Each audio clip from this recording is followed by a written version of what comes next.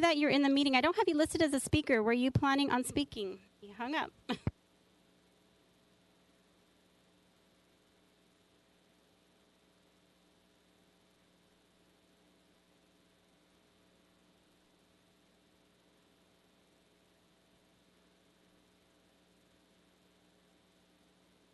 So Claudia's not on yet. I tried texting her.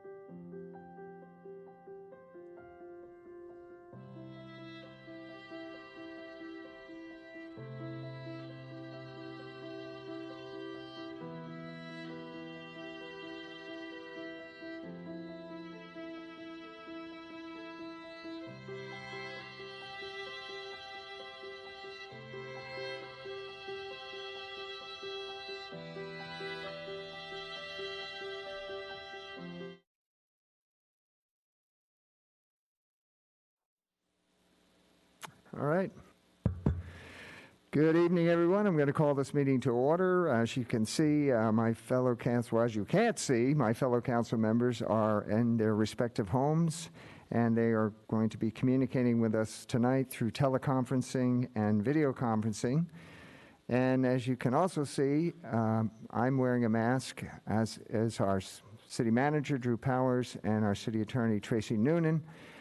Here at the City Hall, we've adopted a social distancing plan in accordance with the county guidelines, which includes wearing a mask while we're here, distancing 6 feet or more, and many of our employees are working remotely. And I know a lot of you are doing the same out there in our city. And in my limited travels at essential businesses, I see most of you have masks on now, and we appreciate that because that's what's going to help to keep this virus under control and eventually eliminate it. So with that, I'm going to stand and do the Pledge of Allegiance. If you'd all join in, please. Hands over your hearts. I pledge allegiance to the flag of the United States of America and to the republic for which it stands, one nation, under God, indivisible, with liberty and justice for all.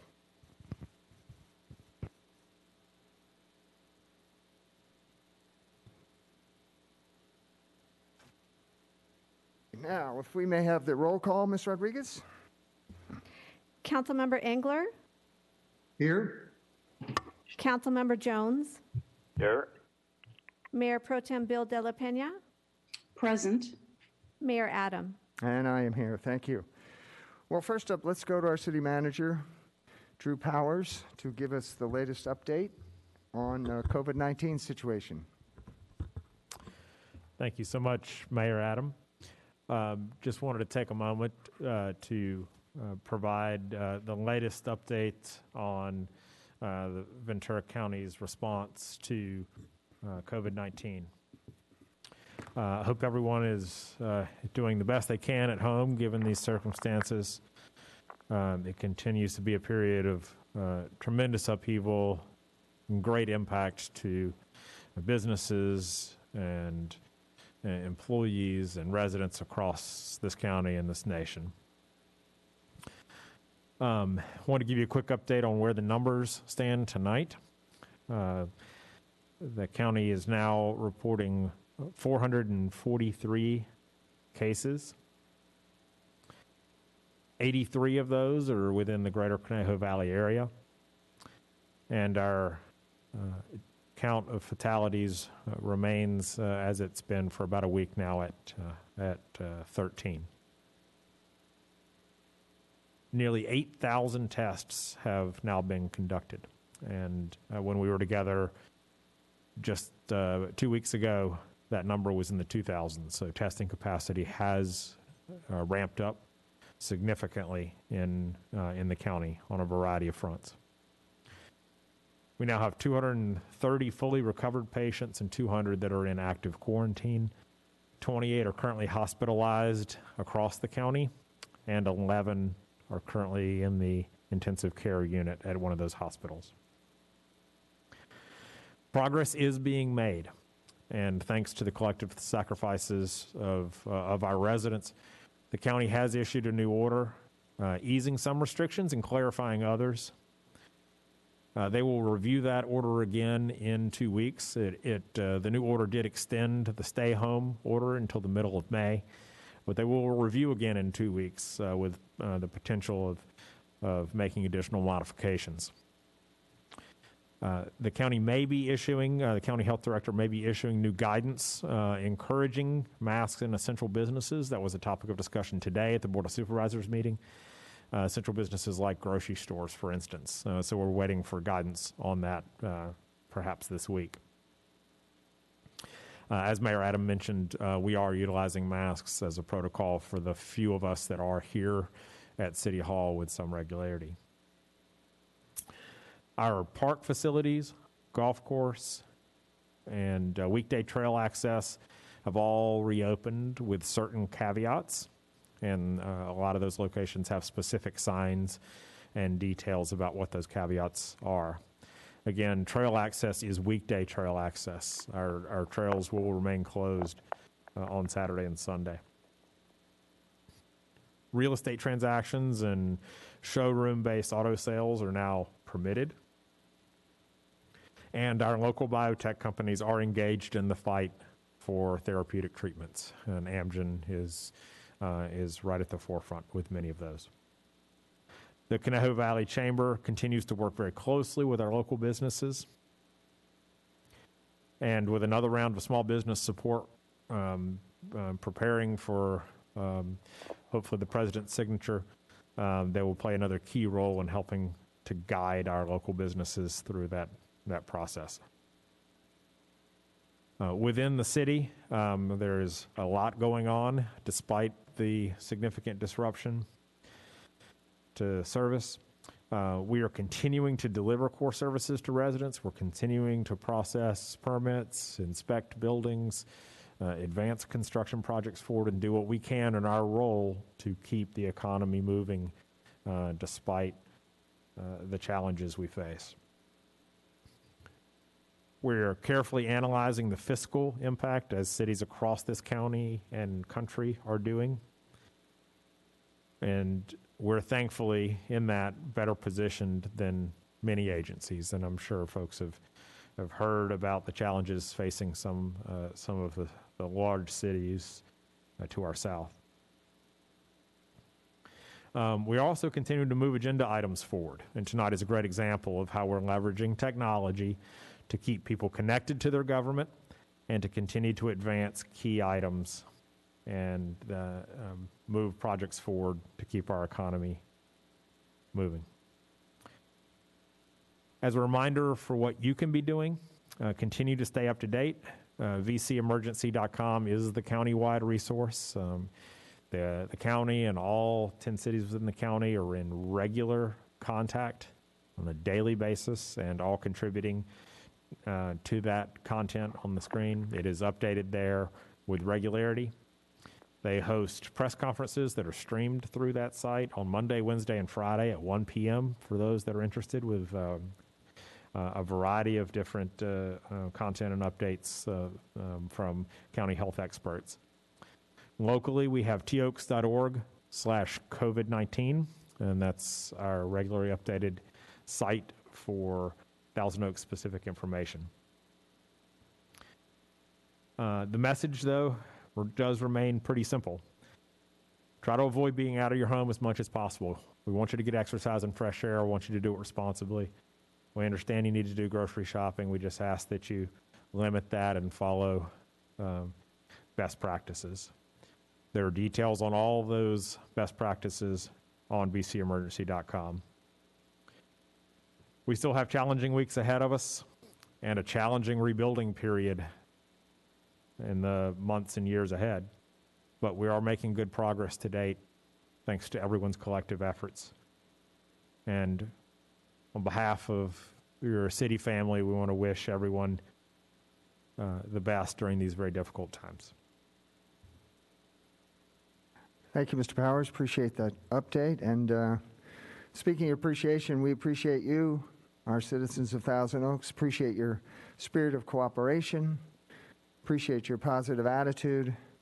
And most importantly, we appreciate your patience as we work to gradually, with an emphasis on safety, to gradually reopen our city. Now, let us move on. If you would announce the public comments, Ms. Rodriguez. This is a time and place for public comments for those wishing to address the City Council regarding items on the agenda or on a subject within the city's jurisdiction. 3 individuals have requested to speak, and pursuant to council standards, speakers are allowed 3 minutes. Thank you, Ms. Rodriguez. First up, we have Diane.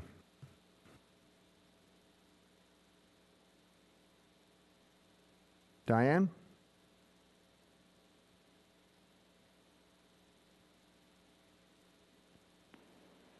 We're connecting. Thank you. There she is. Hello, Diane.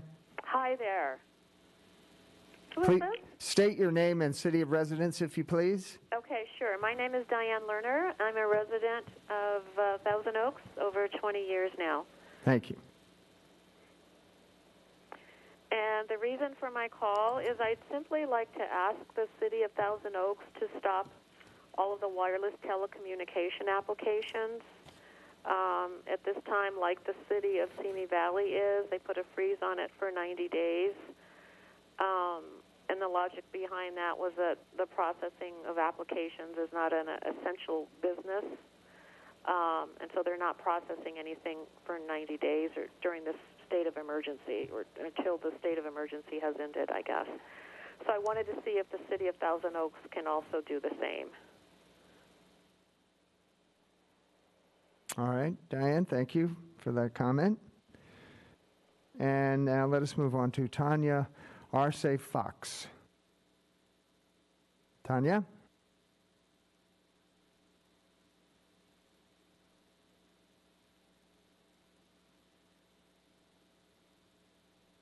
We're connecting.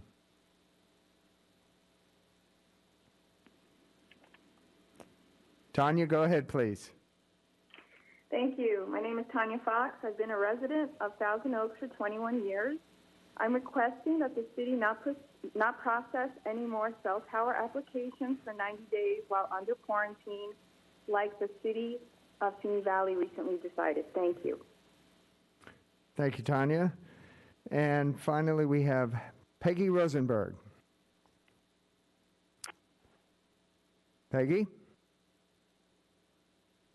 We're connecting.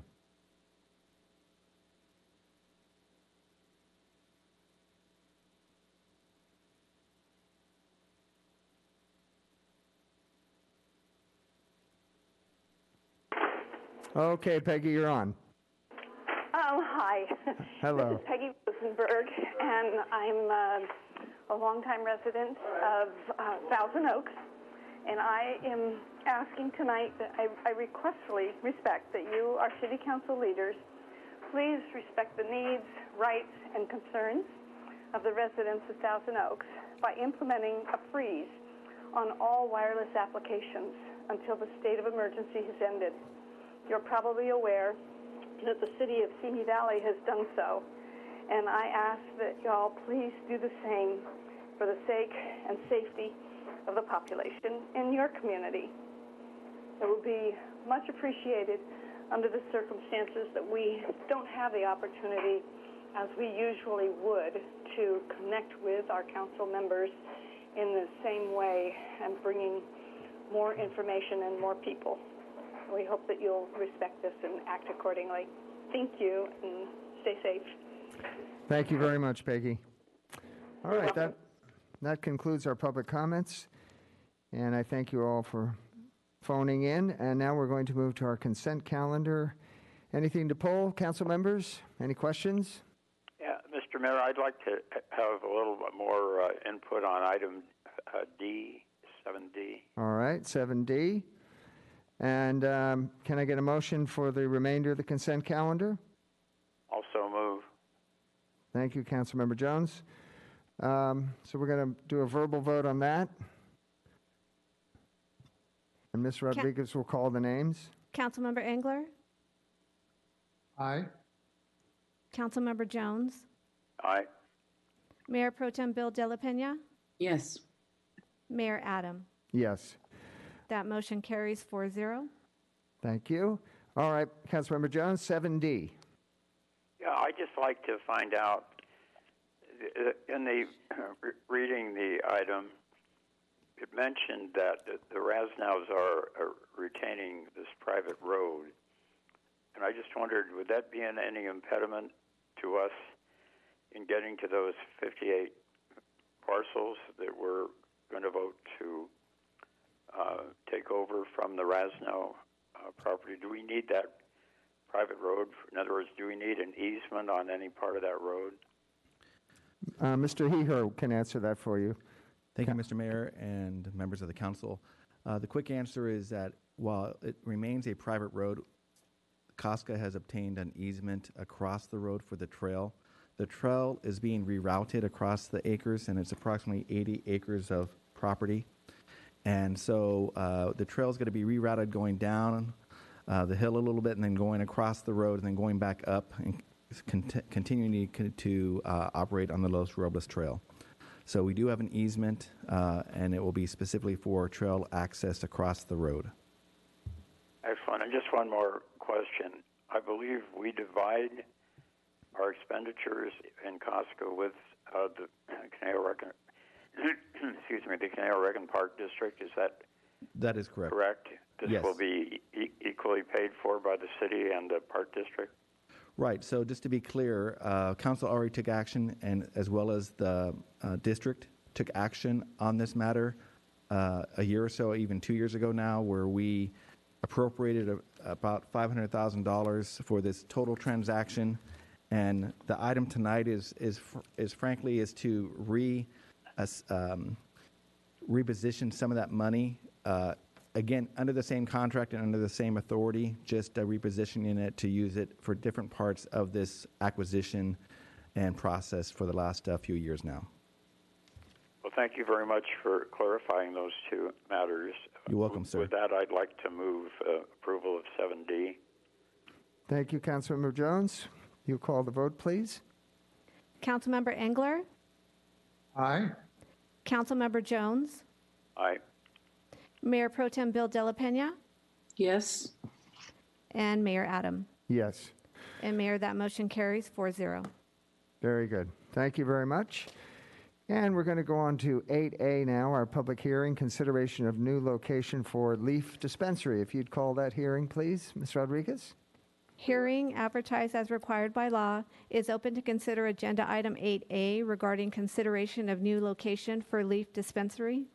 Speakers are requested to state their name and community of residence for the record. 15 individuals have presented speaker cards, and pursuant to council standards, each speaker will have 3 minutes. The yellow light displays when you have 1 minute remaining, and that is it. Thank you, Ms. Rodriguez. This evening, we're going to have a joint presentation, I believe, from Marjan Behzadi, our Community Development Operations Manager, and Mr. Patrick Heher, Assistant City Attorney. Marjan, would you like to go first? Sure. Good evening, Mayor Adam and council members. We're here tonight to talk about Leaf Dispensary's proposed location. Also, Matt Eaton from HDL, our consultant, is joining us via teleconferencing. And as you said, Assistant City Attorney Patrick Heher is here in person, and they're both available to answer questions. Tonight, staff is asking you to consider Leaf Dispensary's newly proposed location at 2360 Townsgate Road, and if acceptable, consider authorizing city manager to enter into an operations agreement with Leaf. To give you a brief background, on September 10th, 2019, Council authorized Leaf to operate as city's second dispensary at 2400 Willow Lane. However, after the September 10th meeting, Leaf encountered certain issues with its lease at the Willow Lane location, prohibiting them from opening the dispensary at 2400 Willow Lane. Leaf then requested authorization to operate from a new location at 2360 Townsgate Road. On December 10th, 2019, City Council directed staff to analyze the new location for compliance with city regulations, and staff has completed its review and presents the matter before you tonight for consideration.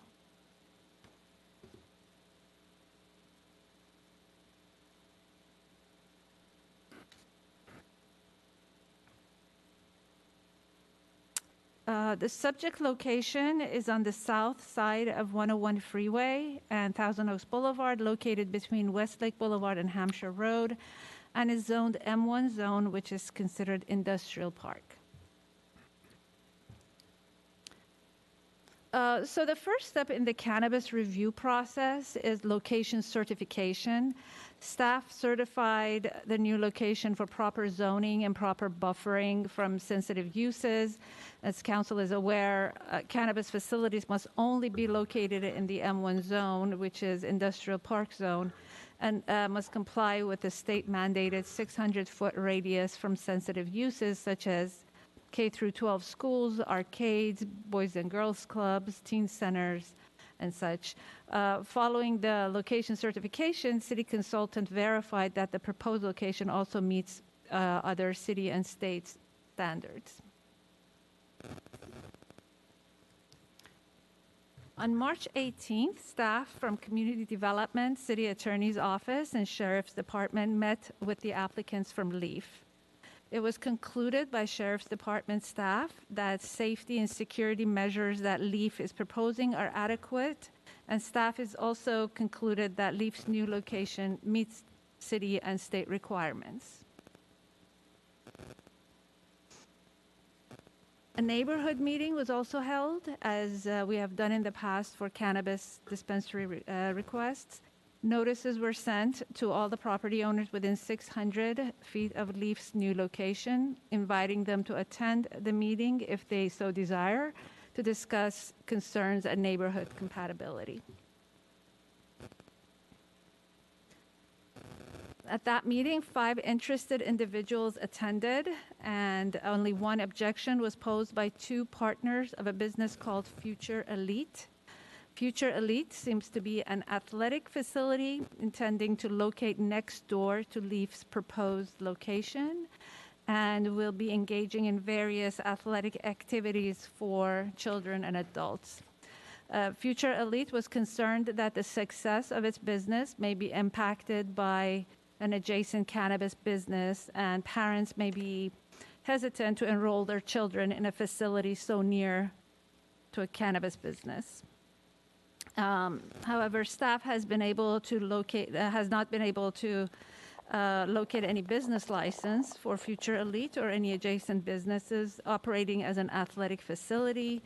In addition, an athletic facility use is not considered a sensitive use within the parameters of city's cannabis ordinance. This concludes my portion of the presentation. I will now pass it over to Mr. Heher to continue the discussion. Thank you.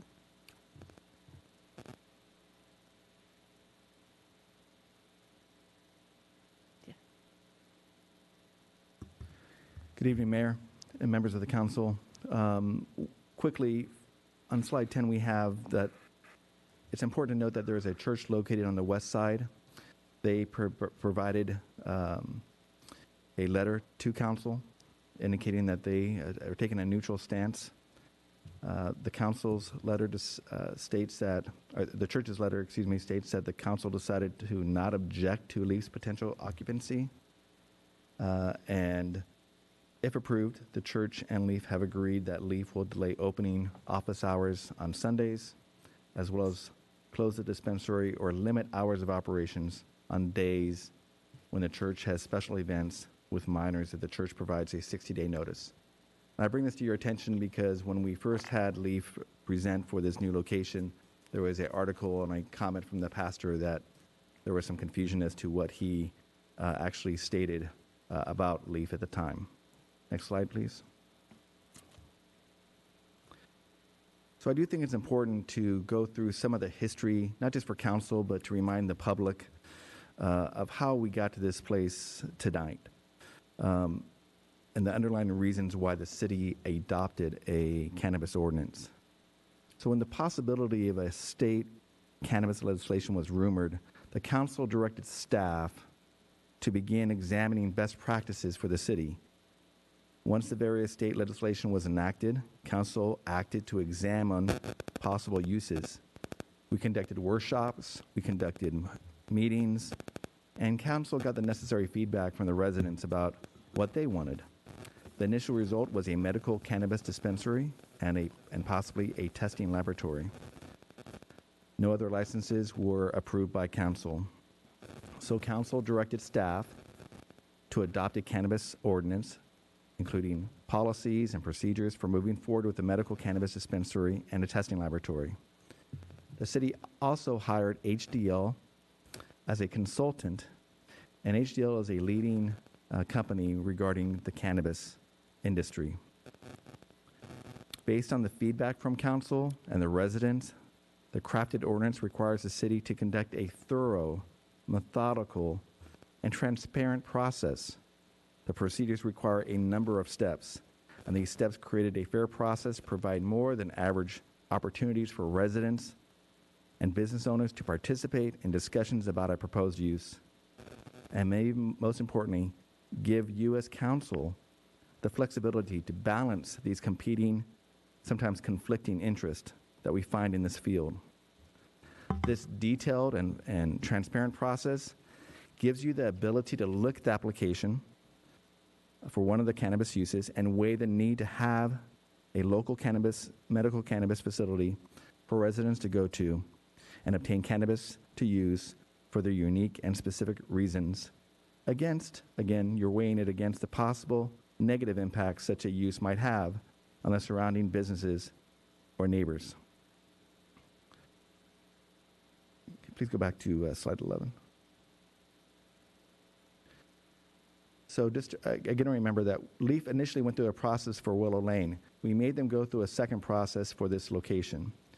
And again, we followed our processes, we followed our policies, and we had the consultant review the application, and staff conducted the neighborhood meeting and site inspection with Deputy Brady to see for security purposes.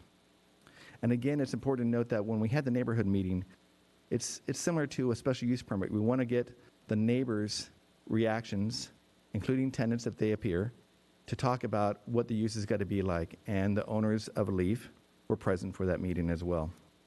Next slide.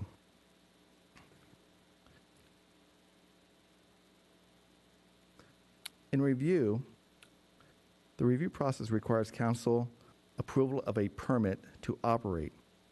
The permit needs to be renewed annually. So Leaf is in the correct zone, meets the distance requirements from sensitive uses, and security requirements are met if built to required specifications. The cannabis ordinance gives the council options.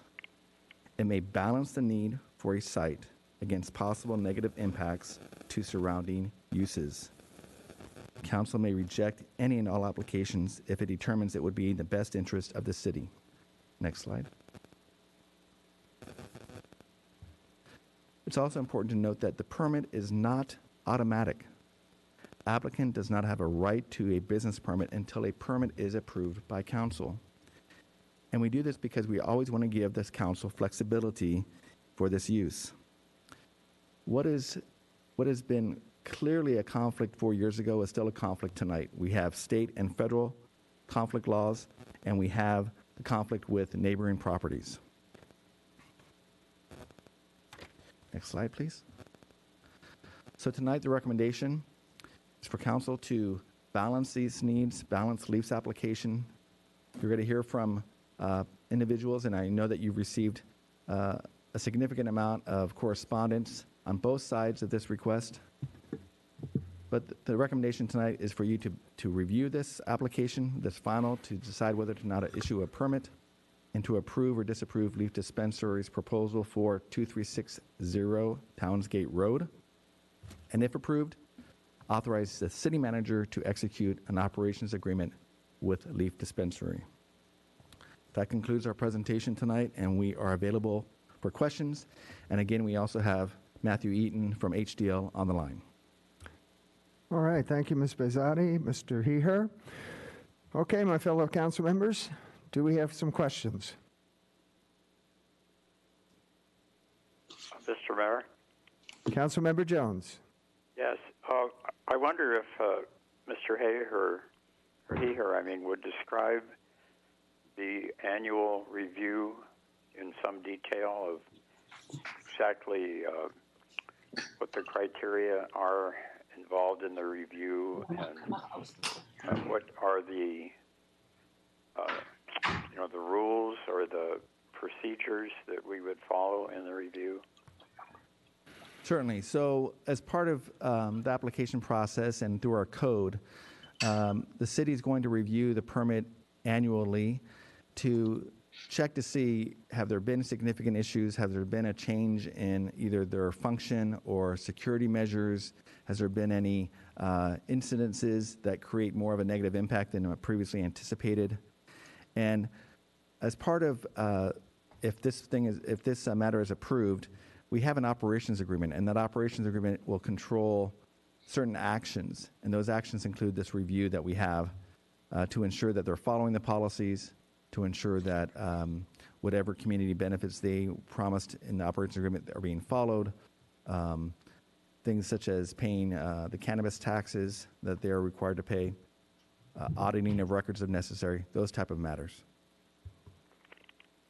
So I presume any concerns of city residents would be taken into that process, would they?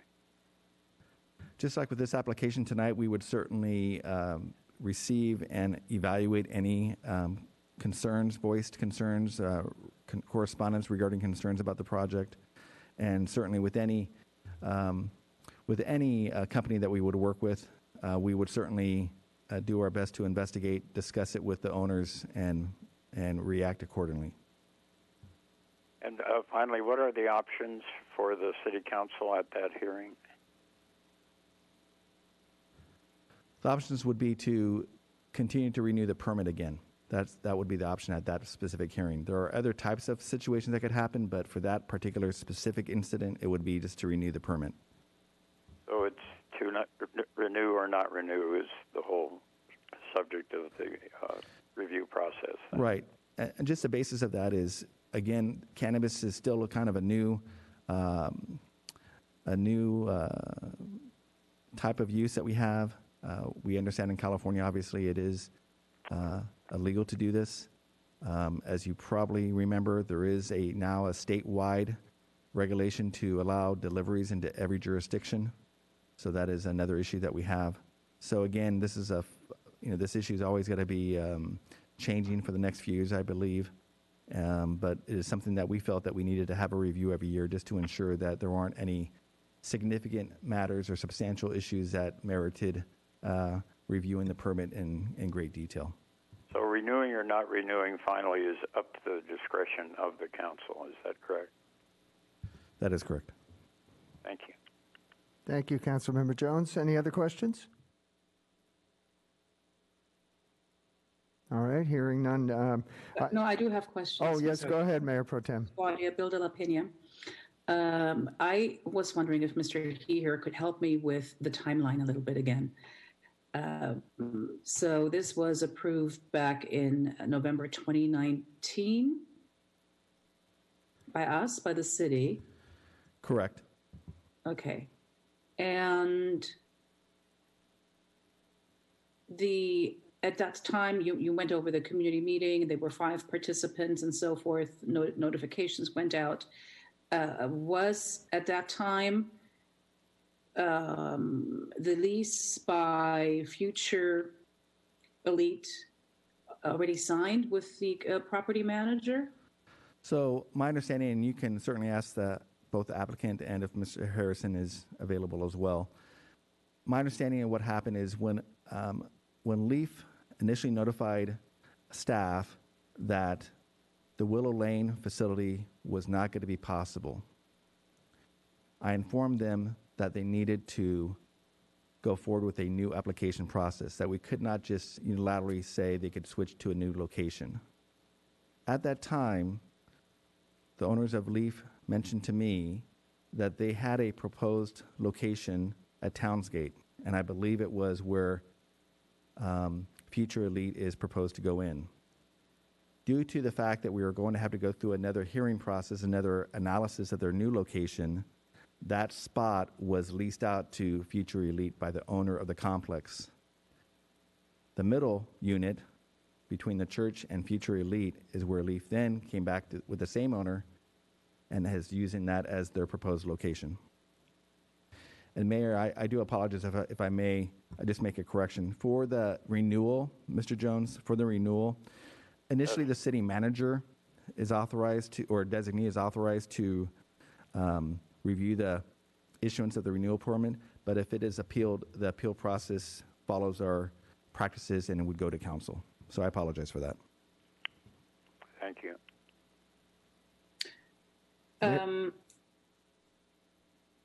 Okay, then, and then I also need to disclose an ex parte communication that I had with Mr. Burns, Paul Burns. I believe it was about a week ago, just expressing my concerns. And that's pretty much it. All right. Thank you, Mayor. That would be it then, yeah. All right. Thank you, Mayor Pro Tem. Mayor? Councilmember Jones? Yes, I also had a phone conversation with Mr. Burns. All right. Thank you. And this Councilman Engler, in full disclosure, I also had a conversation with Mr. Cohen, representing the Legendary Group. All right. Very good. Thank you, Councilmember Engler. Well, Mr. Mayor, I'm sorry about this. That triggered my memory, and I also had a conversation about Mr. Cohen, although he didn't speak about pros or cons on the application before us tonight. He simply talked about the company, Legendary, that he represents. All right, very good. Okay, I did have a question myself, if I may. Do you know if Leaf is anticipating delivery from this location, if they get the permit? I think that is a valid question to ask them. I think at the last time when we were talking in December and also the previous meeting we had, we were talking about, in fairness, we would allow the medical delivery of cannabis by the two retail operators with the assumption that they were going to be operating in our city, in fairness to them. So I know that sometimes there are medical facilities that are just brick and mortar in other jurisdictions, and some do frankly just do delivery, and they're basically not a storefront, they're just a building, and they focus on deliveries only. All right, I'll save that for the applicant then. All right, that's very good. And speaking of the applicant, that's where we're going to go next. We have Mr. Paul Burns with us and Mr. David McFarlane. And gentlemen, you have 15 minutes to speak, and you'll get a 5-minute rebuttal later in the process. So if we could would Paul Burns be up first then? Yes, sir. Very good. There he is. Thank you, Paul. Hello. Good evening. Okay, Mayor Adam, members of the council. First of all, I would like to inform the council that due to the time limitation for a telephone-style public hearing, we encouraged our supporters to send in emails instead of signing up to make telephone calls into the hearing. So I ask that you give each of those emails the same weight that you would give to anyone that calls in. We're just trying to be time efficient. And as you know, Leaf has been working towards its goal of opening a dispensary for over 2 years. It has truly been a challenge to find a location that meets all requirements of the city's cannabis ordinance, and one that does not have a mortgage on the building. As is stated in both the staff report and the report from HDL, this location now before you meets every requirement of the ordinance. Before going any further, I wish to make some comments on some of the emails in the agenda packets which object to the approval of our location. For instance, an email from Dawn Marie Lazou suggests that Leaf will bring crime and a homeless crowd. Another individual, Taylor Wilson, also states that approving this location would be supporting people that are addicted to drugs. Ms. Lazou and Mr. Wilson do not have any real conception of how a medical cannabis dispensary operates. Their emails clearly have similar inflammatory statements inferring that Leaf is a center to help drug addicts. In fact, Mrs. Lazou and Mr. Taylor have used the same statement about crime, homeless crowds, and loitering. Had they done any research, they would know that under the city ordinance, there will be no crime, no homeless crowd, and that loitering is not allowed, period. Someone is intentionally feeding these people bad information on Leaf in an attempt to discredit the dispensary. There was an email from a Michael Conroy. He states he's against allowing Leaf's dispensary next door to a church and a school.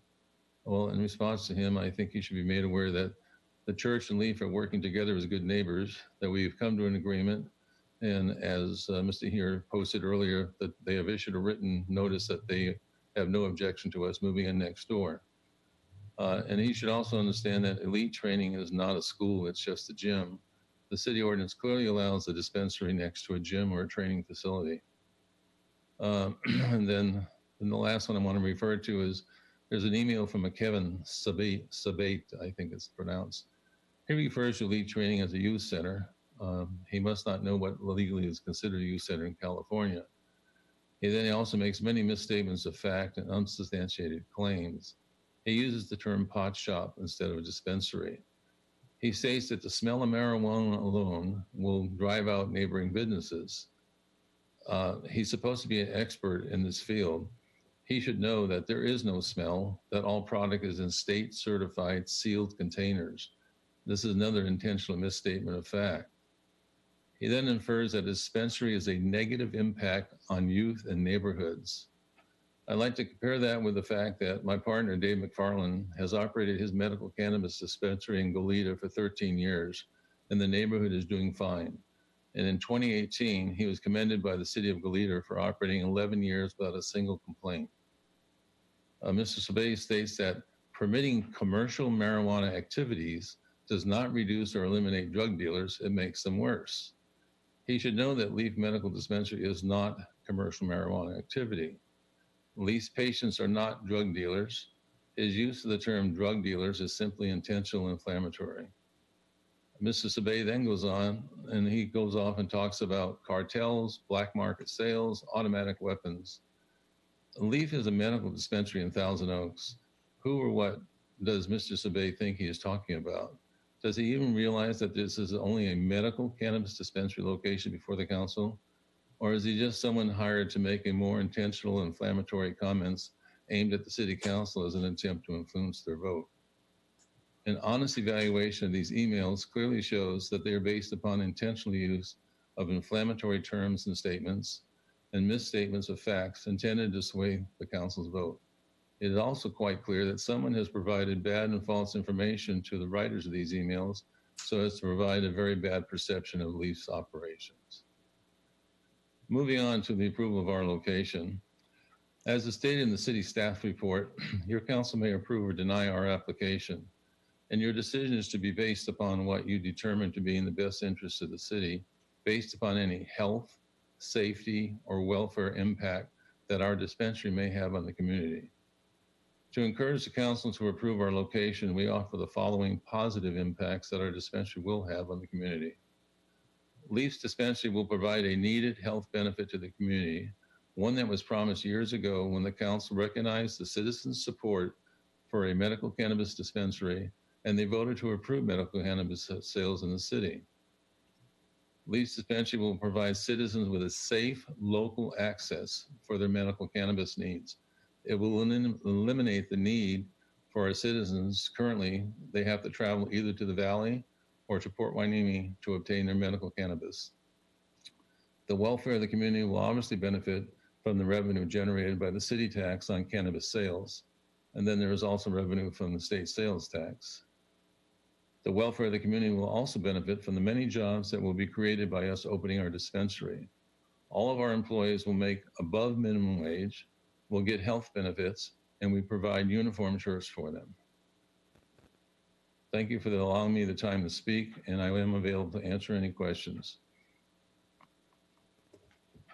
Thank you, Mr. Burns. Do we have David McFarlane next?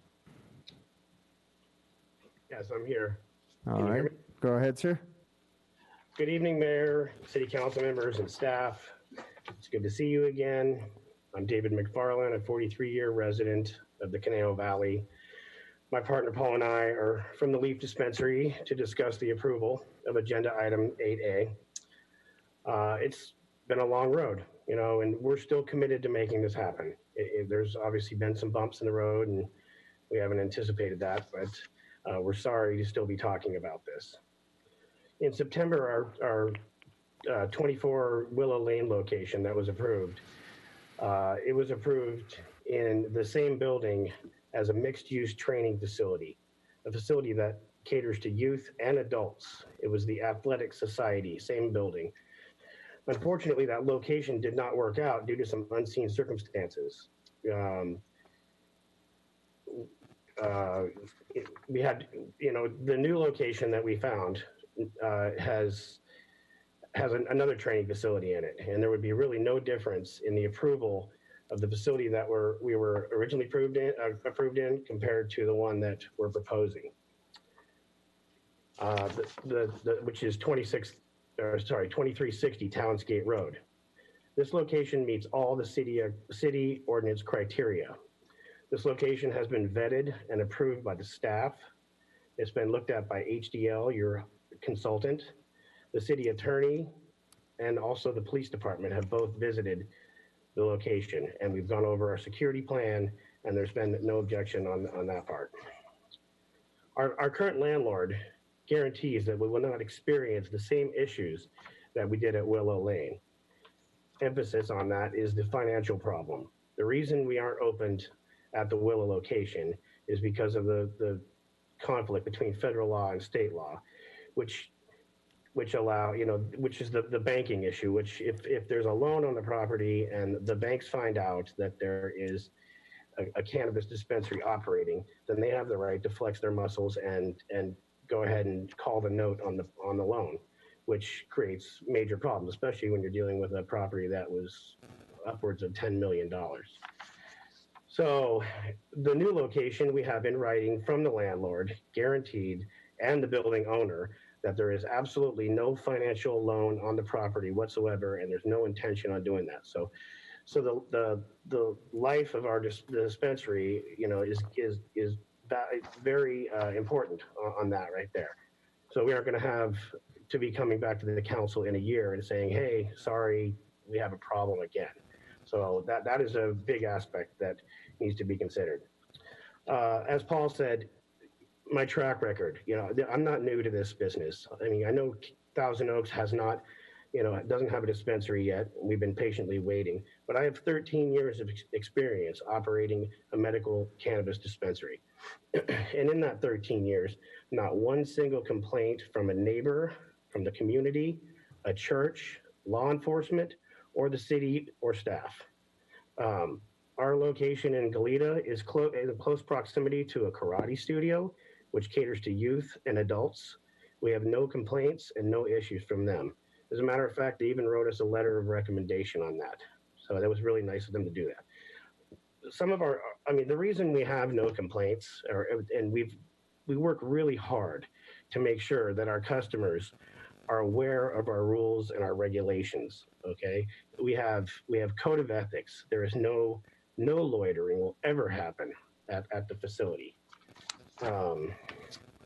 We make them aware of our code of ethics each and every time they come into our dispensary. So that is a lot of the factors as to why not a single complaint has happened. I've always had open communication with all of our neighbors, and they have my personal phone number. If there's ever an issue, we immediately will address it. But fortunately, we haven't had to. The goal of Leaf Dispensary is not to create problems, is not crime, is not to have a bad, perception. We're there to provide safe access to members of the community that qualify for medical cannabis. This business is legal in the state of California. The council has voted to bring this benefit to the residents, and I feel it's time to make this happen. Our facility is not open to the public, so any training facility, anybody that has youth or even adults that aren't qualified are not allowed in our facility. You can't simply just walk in. You have to have the proper credentials. We have security. We have a counter that you have to get checked in from there. Once you've agreed to all of our terms, then you go through another buzzer door into our product room where you're met with knowledgeable staff. We discuss whatever options you might need for cannabis. Once that is done, the sale is finalized. It goes into an opaque exit bag with our safety leaflet stapled to it, and we ask them to please leave the property. There's no loitering, no hanging out, no on-site consumption, no cultivation. And again, as Paul said, all products come from a licensed distribution, which is sealed in a child-resistant package. So we're talking about the bad perception that is being portrayed here is talking about the members of our community.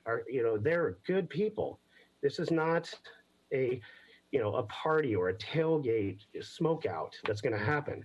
They pull up, they come in, they do their business, and they're instructed to leave. And we ask them to wait till they get to their suitable facility or location before they even open the back. Again, I'll sum it up real quick because I want to save some time here.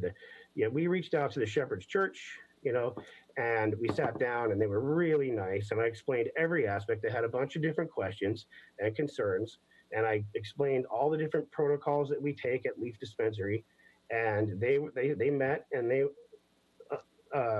unanimous decision voted to not object to us, which we thought that was going to be our biggest challenge. So, and we all know how the cannabis ordinance in the city of Thousand Oaks, how strict it is and how extremely difficult it is to find a location. So despite the Willow Lane location not working out, the Townsgate location, we're ready to move forward on it. So it meets all the ordinance requirements, and Paul and I are ready to bring this essential business to the residents of Thousand Oaks. Thank you for your consideration. Thank you, Mr. McFarlane. Tell you what, why don't we appreciate your comments, by the way, gentlemen. Thank you. Let's see if there's any questions for the applicants from my fellow council members. I do have questions, Mr. Mayor. Mayor Pro Tem? Opinion? Yes, thank you. Again, my question goes back to the timeline, and maybe Mr. McFarlane or Mr. Burns can answer this. Could you go over everything just as briefly as possible regarding the lease timeline? Hi, this is Paul Burns. Responding to your question, what happened is when we lost the Whittle Lane because of the mortgage on the building, and we had to find a new location, I submitted documents which are in your packet, but I can just briefly tell you what it is. We submitted an application for the location at 2382 Townsgate. That was the first application we put in, and that was back in October, I believe. And then we also submitted to the city at the same time a letter from the landlord stating that they would lease us that location for a medical dispensary. Then in November, they called us and said they had somebody that wanted to put in a gym and that they were willing to sign a lease right away. And they said, you have first, recourse because, we have an agreement with you. And they said, if you want to sign the lease, the place is yours. But if you don't, we have to take this other offer. Well, we were still pending approval from the city of Thousand Oaks at that time. That location had not been vetted. So we could not enter into a 5-year lease at that point. So we had to relinquish the location. And when we did, that's when Future Relief came in and signed. And that was, in my understanding, was in late November when they signed their lease, or around the 1st of December. And then in December, the landlord called us and said he had another location opening up at 2360 Townsgate, which was right next door. So we immediately said, yes, we'll take it. And we notified the city. We got an exclusive right to lease from the landlord, and we notified the city right away and gave them a letter stating that they would allow us to run the dispensary in that location. And then that location was subsequently vetted by the city. And then we have been pending this hearing for approval. And then Future Elite, the owners went to the landlord and several times and tried to take this place from us. And the reason they gave was because it was already suited to be a gym because it had been a training facility, and they wanted it to expand their facility. And the landlord told them basically that he had a commitment with us and that he was going to honor it. And so that's when the war of words, to be polite, started. And it's been going on, as you know, and that's the timeline. And so now they're attempting to have our location denied so that they can lease it from the landlord and expand their operations of their training facility. Thank you, Mr. Burns. I have a question for staff. Staff, when did the city become aware what Future Elite's mission actually is. Excuse me, council member. I'm not sure what you mean by your question. Do you mean when we were aware that Future Elite was going to be proposed to go next door? That, as well as conducting classes. So I did have a conversation with Mr. Harrison. I couldn't tell you exactly when. It was either end of last year or beginning of this year. And at that time, I made it very clear I thought that staff would be evaluating lease application for this new place on Townsgate, that there was a process to go through. I did talk to him about a future neighborhood meeting that was conducted, and he was at that meeting. And then I did inform him that staff is not approving this project. It would be council, and we didn't have an exact date. We were initially looking at March 31st for a city council date, and then we tentatively put it for April 21st tonight. So he did explain what his use was as far as a training facility. We don't have any permit for that specific use there at this time, but it is a training facility. My understanding from looking at the documents that Mr. Harrison has provided, it's a training facility for both youth and adults. Yeah, just also to clarify, I don't, and you can ask Mr. Harrison, I'm not sure if Elite is open right now, because again, I don't think that we have a business license on file or any permit. That is correct. I would give caution on discussing their use, because it's going to be, the size, and there's a lot of other issues that could go in right now. I think Ms. Bizzotti's comment was that we just didn't have any information as to what their proposed use was going to be as far as the size, et cetera. Okay. Thank you. That's it. All right. Thank you, Mayor Pro Tem. Any other questions? Yes, Mayor Bob Engler. Councilmember Engler.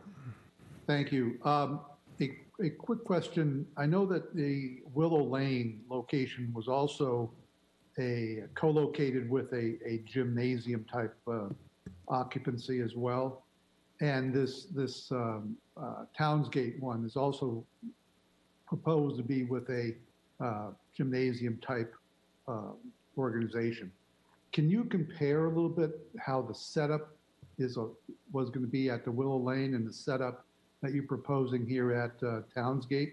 How do they differ? Are they the same? This is Paul Burns talking. To give you the comparison, sir, the Willow Lane facility is I believe, about a 22,000 square foot building and 2-story. And the Athletic Society gym is on the bottom floor. And on the west end, the north end towards the freeway of the building, the part facing the freeway, on the second floor, there is a 15,000 square foot space available, and it is zoned M1. That is the space that we were going to take a portion of for our dispensary. And when we first had that space 2 years ago, back in July of 2018, the owner of the property was said he wasn't worried about a mortgage or anything, because that's the first question we always had to ask. But in long story short, when we finally got to go, they had a change of heart because they were afraid about their loan coming up for renewal in 4 years. But the entrance for our gymnasium, our dispensary, was on the freeway end of the building, and the entrance to the Athletic Society is on the east side of the building facing Willow Lane. And it's approximately maybe 100 feet from our entrance to the entrance to the gym. Does that answer? Was there any communication between those two entrances? You were on the second floor, so right. You were able to then isolate the second floor from the gymnasium? Yes, the second floor was separate from the gymnasium. The gym was underneath of us, basically. And the owner had no objection to us. They had to clear it with him. The operator of the gym, I believe his name is Harmon, had no objection to the dispensary. And the landlord who owns it is a company called, I believe it was called West Hollywood Investments, but don't quote me on that for sure, but something like that.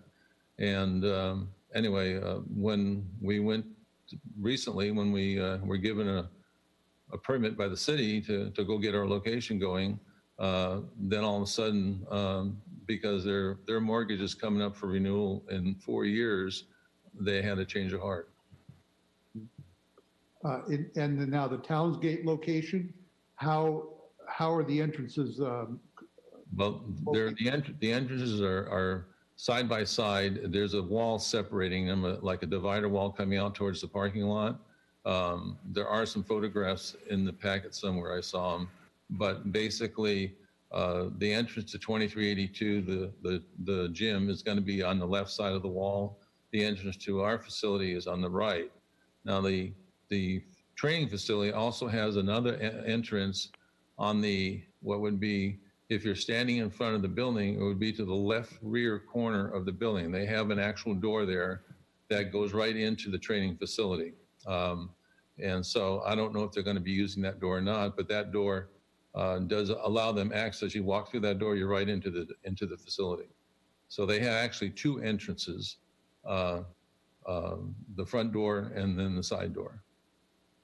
Okay, and then the church has sent you a letter that pretty much says they would prefer you not be open when they're doing their services or any time that they have children present. Is that correct? No, the agreement is on they only have services on Sunday. Sunday morning. And we agreed that we would not open until 2 o'clock, which is a little over an hour past their service time. They also have 2 or 3 events a year that they have families come in it's a special event for kids. And so we said, well, we'll close on those days with no problem. And they said, well, if we give you 60 days notice, more than fair. So we have a working agreement with them as good neighbors that any function that they want us to close, we're just going to close for that day. That's all. So you were able to work around their particular scheduling, but with the gymnasium, that doesn't seem to be a possibility.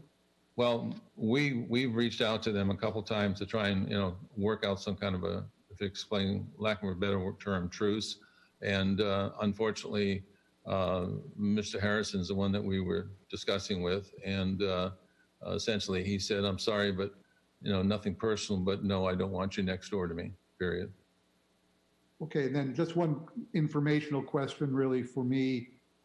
What type of, what's the quantity of customers that you typically get in a single day, say, at the Goleta location? Is it 20? Is it 200? I'm going to defer that over to Dave to answer for you, sir, because he runs the dispensary. Yeah, thank you. Okay.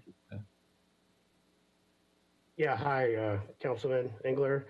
On a typical day, we would see somewhere around 60 people, 60 customers. Customers per day. Yeah. And that's spread out over how long? We're open 9 to 8, so 11 hours. Thank you. Mm-hmm.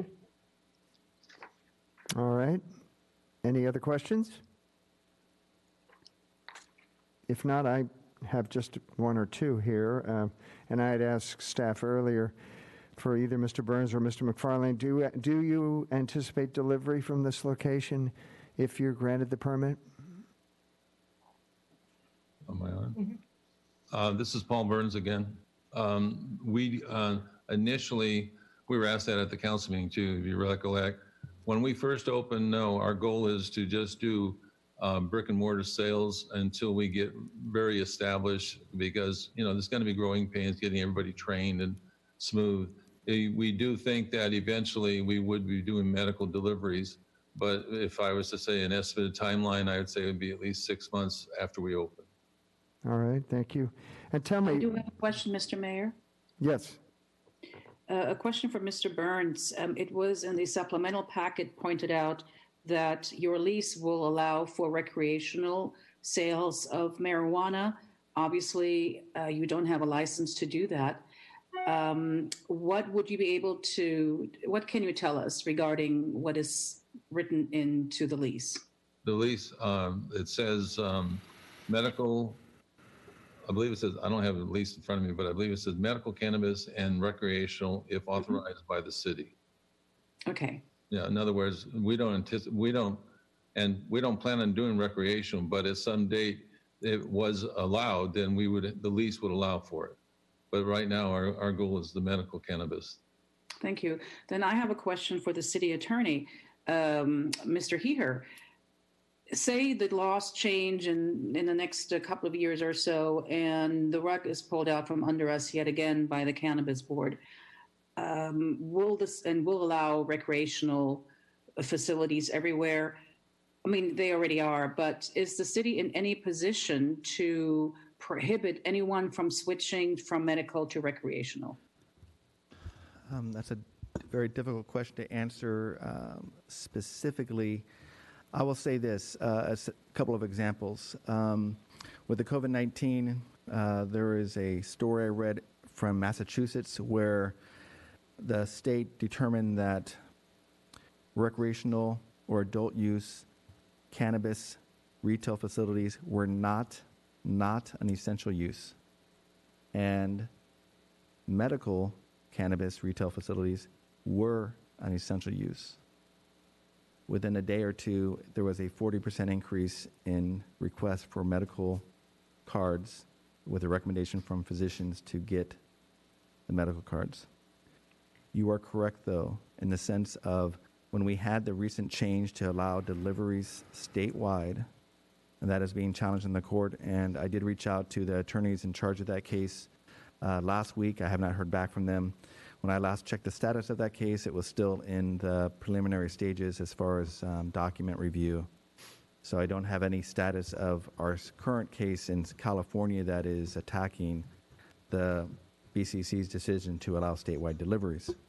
But you are correct, like many things that we face, where there are situations where we go through a process and then there's a new regulation that changes that ability for us to regulate.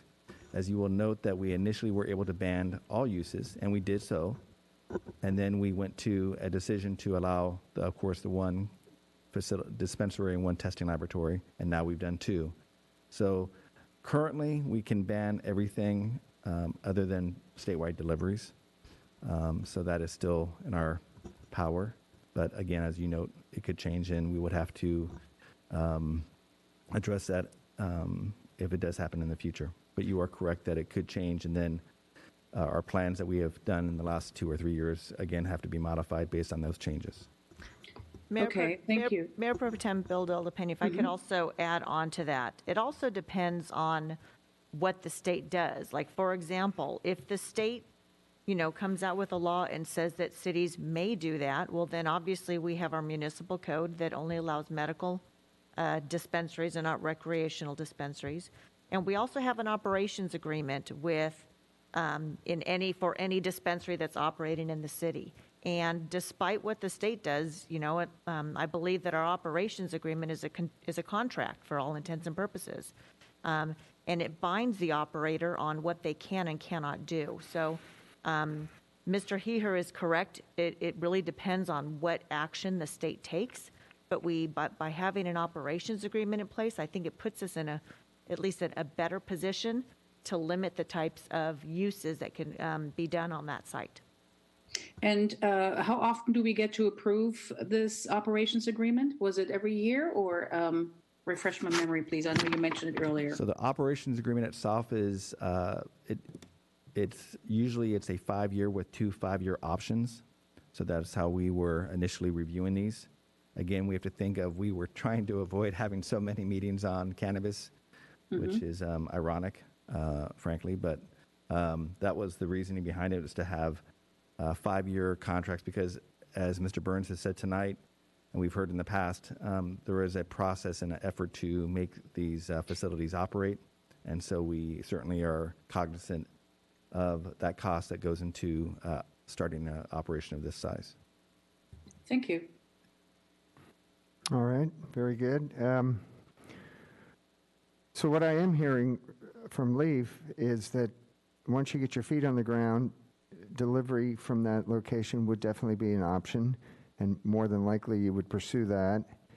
And the lease states that you can sell recreational marijuana from that site, and the potential that if you ended up being allowed to do so, you might pursue that as well. Correct? The lease states with city approval. Exactly, with city approval. That's correct. We don't approve that at this point, but if something worked out, either state or citywide, you would also pursue that. Right, and we are total. I've reviewed the operations agreement, and it clearly that's the binding factor. It's whatever we agree to in writing. That's a contract, and so we would be bound by that agreement. So if the city doesn't want it, then they don't have to allow it, period. All right. I have a question for Mr. Burns. I'm sorry, but as he mentioned about the agreement, wouldn't you say, Mr. Burns, well, I would assume that based on the agreement that your clients, your patients, really wouldn't go to a recreational facility because they're looking for a specific type of marijuana? They would, most people that come to a medical facility don't want to go to a recreational because they would rather have somebody that's trained to help them make a selection based upon medical needs. And in both of David's existing dispensaries, he has trained staff on hand all during operating hours to help people. A lot of times when patients come in for their first time, it's a whole new world. And basically, Dave has the trained staff to assist them for whatever they're looking for, and also has the ability to call their physician and discuss the options with their physician, so that's something you would not get in a recreational facility.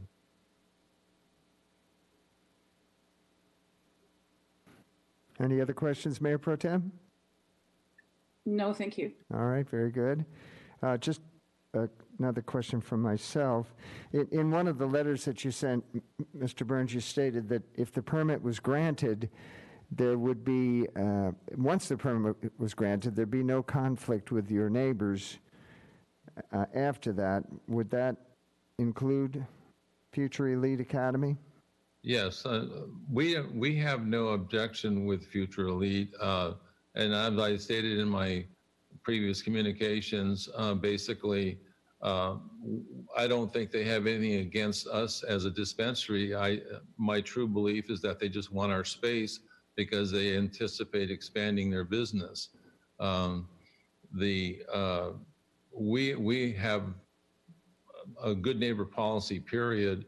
And as Dave's operations have proven, and we'll rest on his track record and the commendations that he has gotten from the city, we won't be a problem with them. And they won't even know we're there because of the fact that our patients come in the front door, they do their business, they come out the exit door, they get in their vehicles and they leave. The students and athletes that are going to the training facility next door, they'll either go in the front door or maybe they'll go in the side door, which to me makes more sense because it goes right into the facility without going through the offices in the front. But the bottom line is that it's going to be like being next to a CVS pharmacy. Somebody comes out of the pharmacy carrying a bag, pardon me, or they come out of our facility carrying a bag. There's no difference. It's the same people. And, 80% plus of our clientele are older people. They're not a group of young kids, so to speak. And so the perception that has been built up about our dispensary is very disturbing, to be very frank. And we know that once we're open, that we will not be a problem to them, and they won't be a problem to us whatsoever. So I think we can be good neighbors once it's effective that we are open and we're there then they'll realize they're not going to get the location, and I think we'll be good neighbors. That's my hope. All right. Thank you, Mr. Burns. All right. Very good. I'm going to move on now because we have, I believe, about 14 speakers. And I want to give everybody some time here. And some are on the phone and some are through video.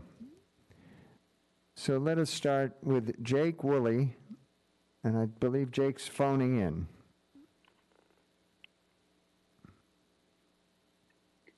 Mr. Mayor, can you have the speakers also state their place of residence? Yes, I can. Thank you. We're waiting for a connection with Mr. Woolley.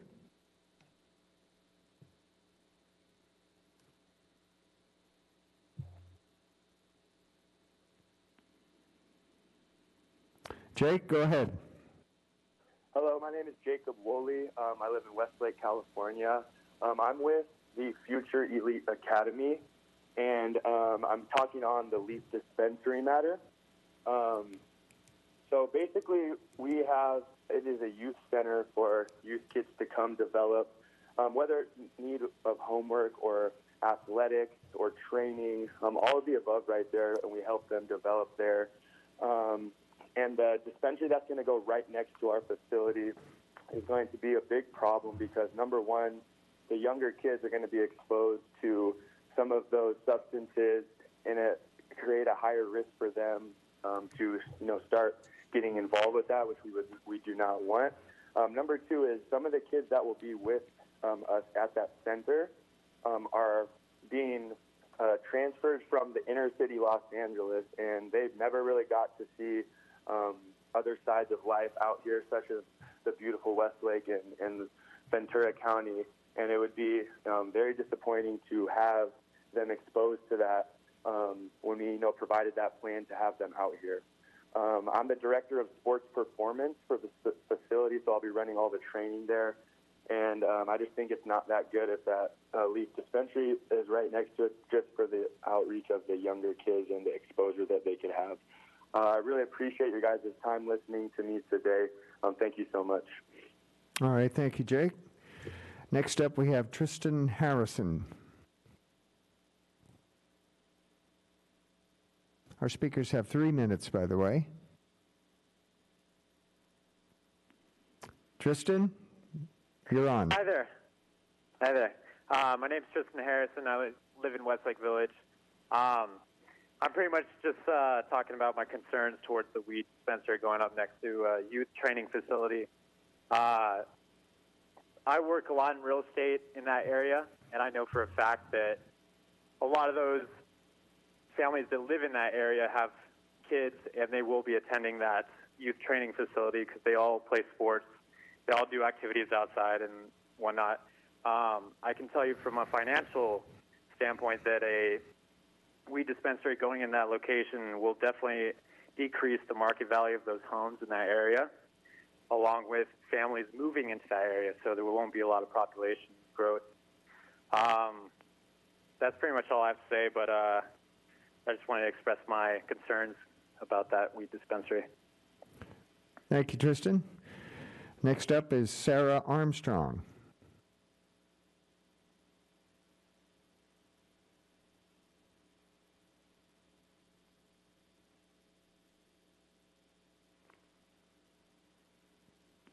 Go ahead, Sarah. I'm here. I'm waiting for the last person to finish. You're connected. You're good to go. Just please state your name and city of residence. I am Sarah Armstrong. I am the Director of Industry Affairs for Americans for Safe Access. Founded in 2002, we are the nation's oldest national representation for medical cannabis patients. I'm also a 22-year resident of Thousand Oaks. I hope that you will approve the Leaf Dispensary tonight. We've waited a long time for safe access in Thousand Oaks, and frankly, denying them the right to exist when they are first in right and first in time, because there is a gym which purports to cater to children, which in fact has no accreditation as a school and should not even be operating right now under the laws of the state of California, because gyms are exempt from operation during COVID. In contrast, medical cannabis dispensaries are allowed to operate. They're considered essential. If you approve and let this operation open, you are the lucky recipient of an operator who has over a decade of experience, and that's important because there really is no school or university you can go to learn to be a good operator. You learn by doing. And by taking somebody into the Thousand Oaks family who has such a long and storied history of operation, you greatly reduce the fact that there'll be any problems at all. On behalf of the sick and dying who could not be here tonight and who urgently need the relief that medical cannabis provides, I would urge you, in the strongest personal terms, to let these people, good people, go forward with their dispensary. Thank you for your time. Thank you, Sarah. Next up, we have Mark Sellers.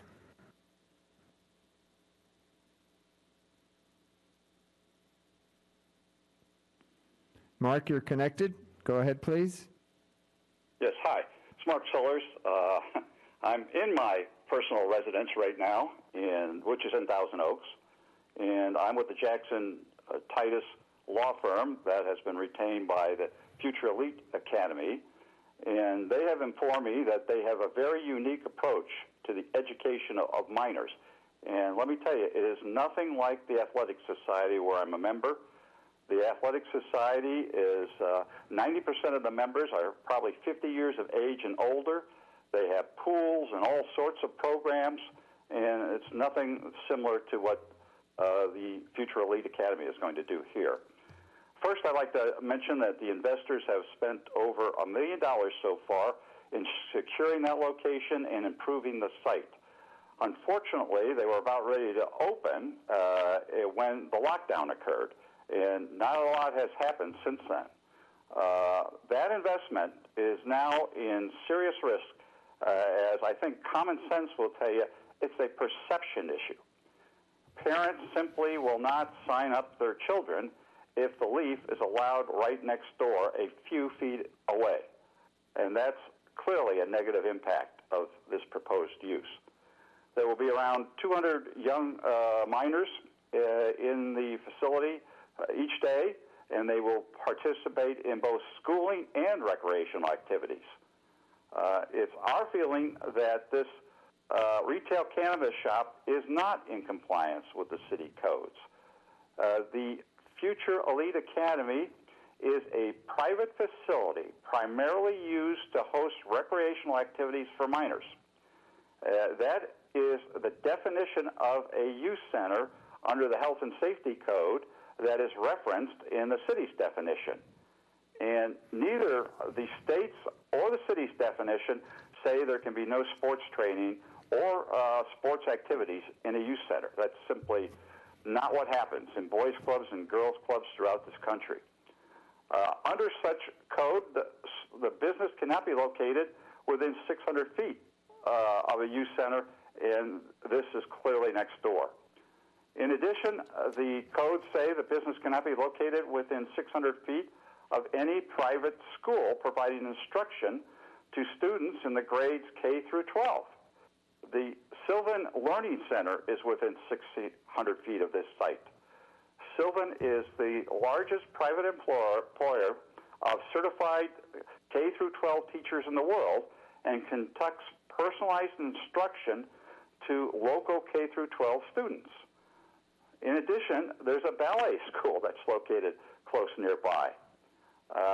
I also refer to the state law in the cannabis regulations that says basically the protection of public shall be the highest priority by all licensing authorities like the city in licensing of a cannabis business.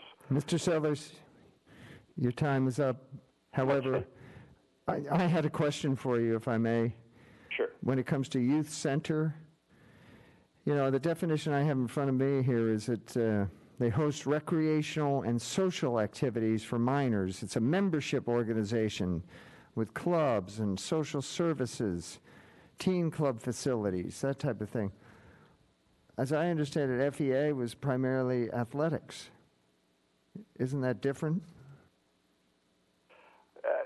You're going to have to ask them. They have a far better idea of how they're unique and how they're going to get involved with their members' lives, not only in sports and athletics, but other aspects of their schooling.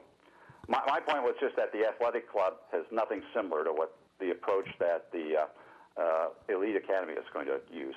All right. And just one other quick question. The Academy does have a signed lease for this location, do they not? Yes. All right. Thank you. Yes. Okay, very good. Let us go on now. Mr. Mayor, if I may just jump in really quick. Mr. Powers. Just want to clarify before we get too far afield on some of the comments that are out there. And because it's important and relevant as the item that's before you. From the city's standpoint, has been stated several times over, we're talking about a proposed use in the adjacency. So the use, it's currently not an approved use in that location, and nor do we have a business license or any of those components that would go into operating. So I just want to, not suggesting that the use is not going to eventually go in there, but as we talk through this, want to make sure that that's clear to everyone that's watching and listening tonight. And Mr. Heher, if you want to add to that at all. Sure, that would be correct. I mean, when we reviewed Mr. Harrison's comments and when I met with him, he did talk about this location. We did start to investigate it just to see what we had. We initially had some difficulty because of the name. Ironically, Leaf is going into a place that was operated by Elite Fitness, so we had some of this confusion there. But at this point, we do not have an application, so it's difficult to say exactly how it's going to operate. I have to say that we have looked at the website, and the website does indicate both adult and children could participate in this training facility. All right, very good. Thank you for that clarification. Let us move on now to Nicole Napabedian. Nicole's going to come to us on video, I believe. Yes. Can you hear me? We got you. Hi. Hi, how are you? Good. So my name is Nicole Nahabedian. I live in Studio City, but I work full-time in Westlake Village, bordering on Thousand Oaks. My boyfriend and his family grew up there. If there's a confusion, I would like to say first on, I drove the branding and marketing, so I know the company's model very, very well. I would like to stress time and time again, this is an academy. The individuals that I work with have worked tirelessly and passionately to establish a company that is to better the youth as far as academics, training, taking it past standardized core curriculum. We have a concept game after the game, which is teaching financial literacy, mindfulness, really skills to get our youth to be where they need to be to make the right decisions, live the right life, be well-rounded 360 individuals. And I get that it's 2020 and it's not per se the issue of a dispensary itself, because I understand the need for it. But it's being next to and exposing it to our youth, I think, sooner than really they need to be. I'm not too old myself. I'm 27, so I think I see the best of both worlds. I'd like to think so. And really, it just comes down to that. I mean, liquor stores are legal, but to say that, they can't be used, in the wrong way. And I can, go and have a lot of migraines and get, medical marijuana if I needed a card as well. So there's a concern in the legitimacy and just having that exposure. I just don't think that children need to be exposed to it sooner than they need to, really. And I think that what we're trying to do is get children to be the best that they can be. There's a lot of things you're going to deal with in the world as you grow up, as you're an adult. And I think that we're trying to give them the best experience and the best opportunity. And unfortunately, I think it does conflict with that. Being said, I think there must be other areas that this can be worked out, and just ballet schools next door, Sylvan Learning Centers, I believe under 6 feet. So I would like to kind of see the proof with that. I believe one of the managers did do some measuring himself. You have the church as well. I think there's a lot of factors that just really need to be seen as a bigger picture and not against the dispensary itself, but the surrounding areas, the neighborhoods, and the individuals who will be attending and involved. Also, please look at the pictures of the front door if shown. There's not a large wall. I'm not sure what is being referred to.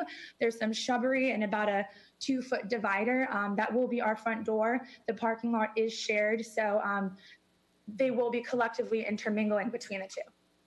Thank you. Very good. Thank you, Nicole. Next up is Oliver Summers.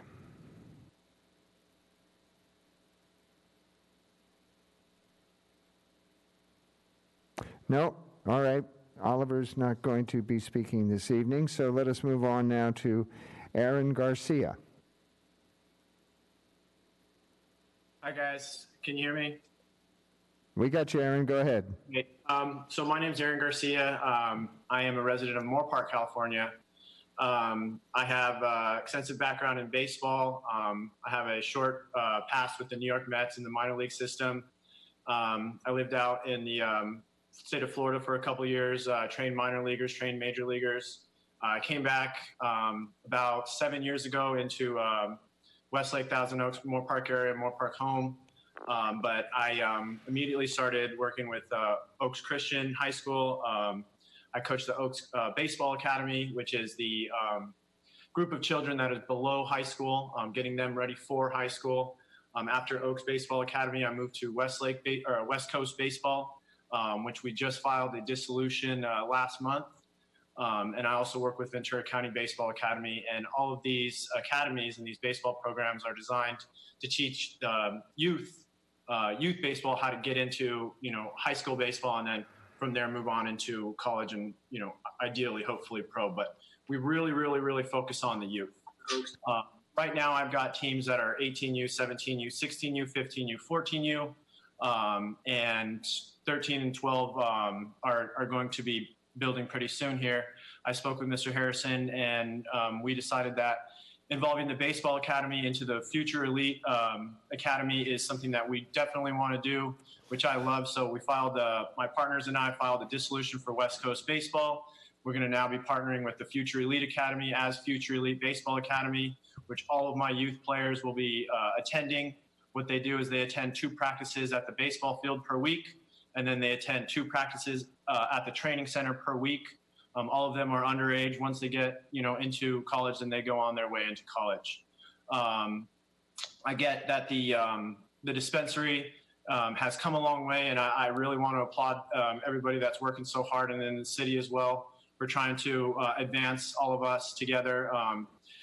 But I really hope that LEAF has everything that, all the details put together, and they're going to be nice and safe and friendly for our community and helpful. My problem is we just can't promise that. We know that as soon as,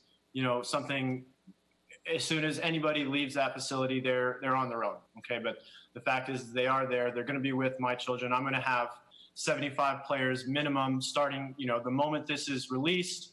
Our quarantine is released. We're going to have 75 players going 2 times a week. That's 150 training sessions after school hours. I just can't help but think that the Leaf Center the business would not be phased by our training facility, our youth center, but our youth center will 100% be affected by the Leaf business being next door. I just can't help but feel that way. So, all right, Aaron. That's what my concern is today. Thank you for sharing. Thank you, guys. Very good. All right. Next up, we have Brock Tybin. Brock? Hey, guys. How you doing?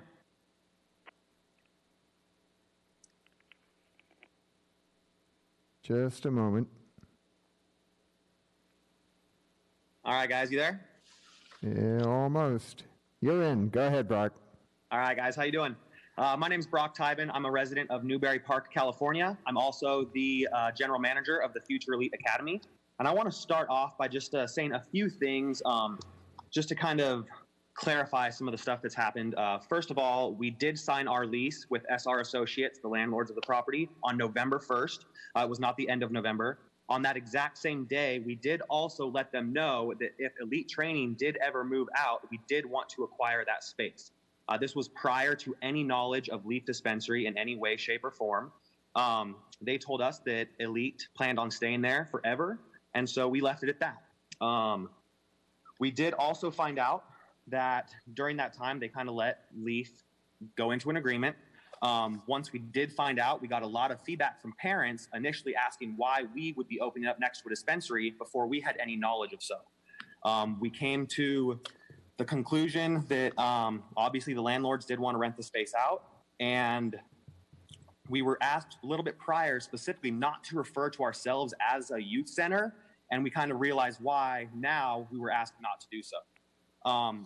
Also, I am the employee myself that did go out and do the measurements between our facility and Sylvan Learning Center, and it is absolutely within 600 feet in a straight line. For anyone that did those measurements and says that it's over 600 feet, I would love for them to come out and show me the proof in person. Couple other things to touch as far as like social clubs and things of that nature. We do have a 7-on-7 football team that is 13U, so that's age 13 and under. We actually had them competing for a national championship this year up until this COVID-19 pandemic hit, at which point, obviously, our season ended and it's no longer. But those kids will continue to train in our facility every day, and they are one of the social clubs that is a part of our community and helps define us as a youth center. Also, Darnay Holmes is one of the upcoming NFL draft picks. He is launching his mentorship program through the Future Elite Academy with us, and he's going to be doing that to help mentor and guide all of the youth in our community to shape them into not only just better athletes, but better humans as well. I think we can all appreciate how important that really is right now. And kids, I mean, they're so susceptible to either going one direction or the other, and we really want to help shape and guide these kids to making the right choices and just becoming absolute amazing people and amazing leaders in the future. Other than that, Athletic Society, we were kind of compared to Athletic Society. We are different than them. They do not have any sort of mentorship program. They don't have any sort of 13U football team, no baseball teams, no sort of youth-specific, training or teams or social clubs or anything of that nature. And we really are a youth center, to be honest, and we have a very, very impact to the youth. We're very excited to bring a lot of positivity to our community. Okay, Brock. And I just don't think that a dispensary is going to be in any way, shape, or form a positive thing next to us. All right, Brock, thank you. Thank you. Next up, Sheldon West. Hello, can you hear me? We got you. You're on, Sheldon. Awesome. Hey, my name is Sheldon West. I am a resident of Moore Park, California. Out of junior college at Moore Park College, I received a full athletic scholarship to attend the University of Colorado to play football. So, I grew up in this community, and I know the people here. I know the upstanding citizens that live here. And I understand, and I want to say first and foremost that I'm not here to publicly bash the Leaf Dispensary by any means. I respect all business owners and their endeavors and how hard they've worked to make their dream come into fruition. But when it comes to, the youth of this community, I'm concerned about having a dispensary right next to the academy. The Future Elite Academy is a training facility and, most importantly, a youth and teen center for the kids in the community, to do homework, practice their craft and their respective sports in a safe place to go and have fun with others, their peers, others around their age. We provide opportunities for these kids to better themselves, both academically and athletically, as well as giving back, in many different philanthropic events over the course of the coming years. Having this dispensary, I feel like, next door will discourage parents from sending their kids to the academy because, the dispensary and the stipulations that come along with marijuana. I like Nicole said, I understand that it is the year 2020, but the fact of the matter is parents would not like to send their kid if they're literally within 6 feet of a marijuana dispensary. The fact that, I heard this brought up throughout the city council meeting tonight, that this is for medicinal use. And, that doesn't settle me at all, because you can go to any, doctor and get a prescription for a medical marijuana card down in Venice Beach for, X amount of dollars with, a made up injury or illness. So, just to close it off, this powerful and prolific, upstanding community that I've grown up in and my counterparts have grown up in, and many different successful business owners and people that have grown up in that raise their kids want a conducive environment for years to come. And, I appreciate you guys giving me the time to speak, and thank you for your time, and please stay safe during these times. Thank you. Thank you, Sheldon. And next up, we have Taylor Wilson.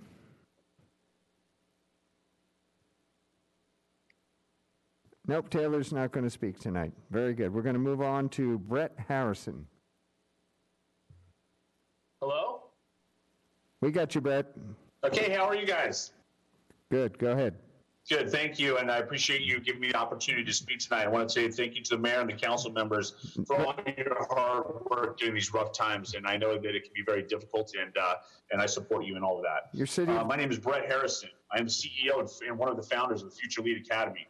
Future Lead Academy is located at 2382 Townsgate Road in Westlake Village. The Future Lead Academy is a youth training and development center focusing on the development of our local youth. Our company was built to help our youth in such areas as elite academics, elite athletic training, mindfulness, leadership, financial literacy, and speaking engagements, as well as a recruiting process to get to college. Our entire focus for the Future Elite Academy is to develop our youth to become incredible humans in mind, body, and soul. We are not just a gym. We are not like a Gold's Gym or something like that. We are a youth development company and academy specifically focused on making these youth at such a prime age to make the right decisions in life.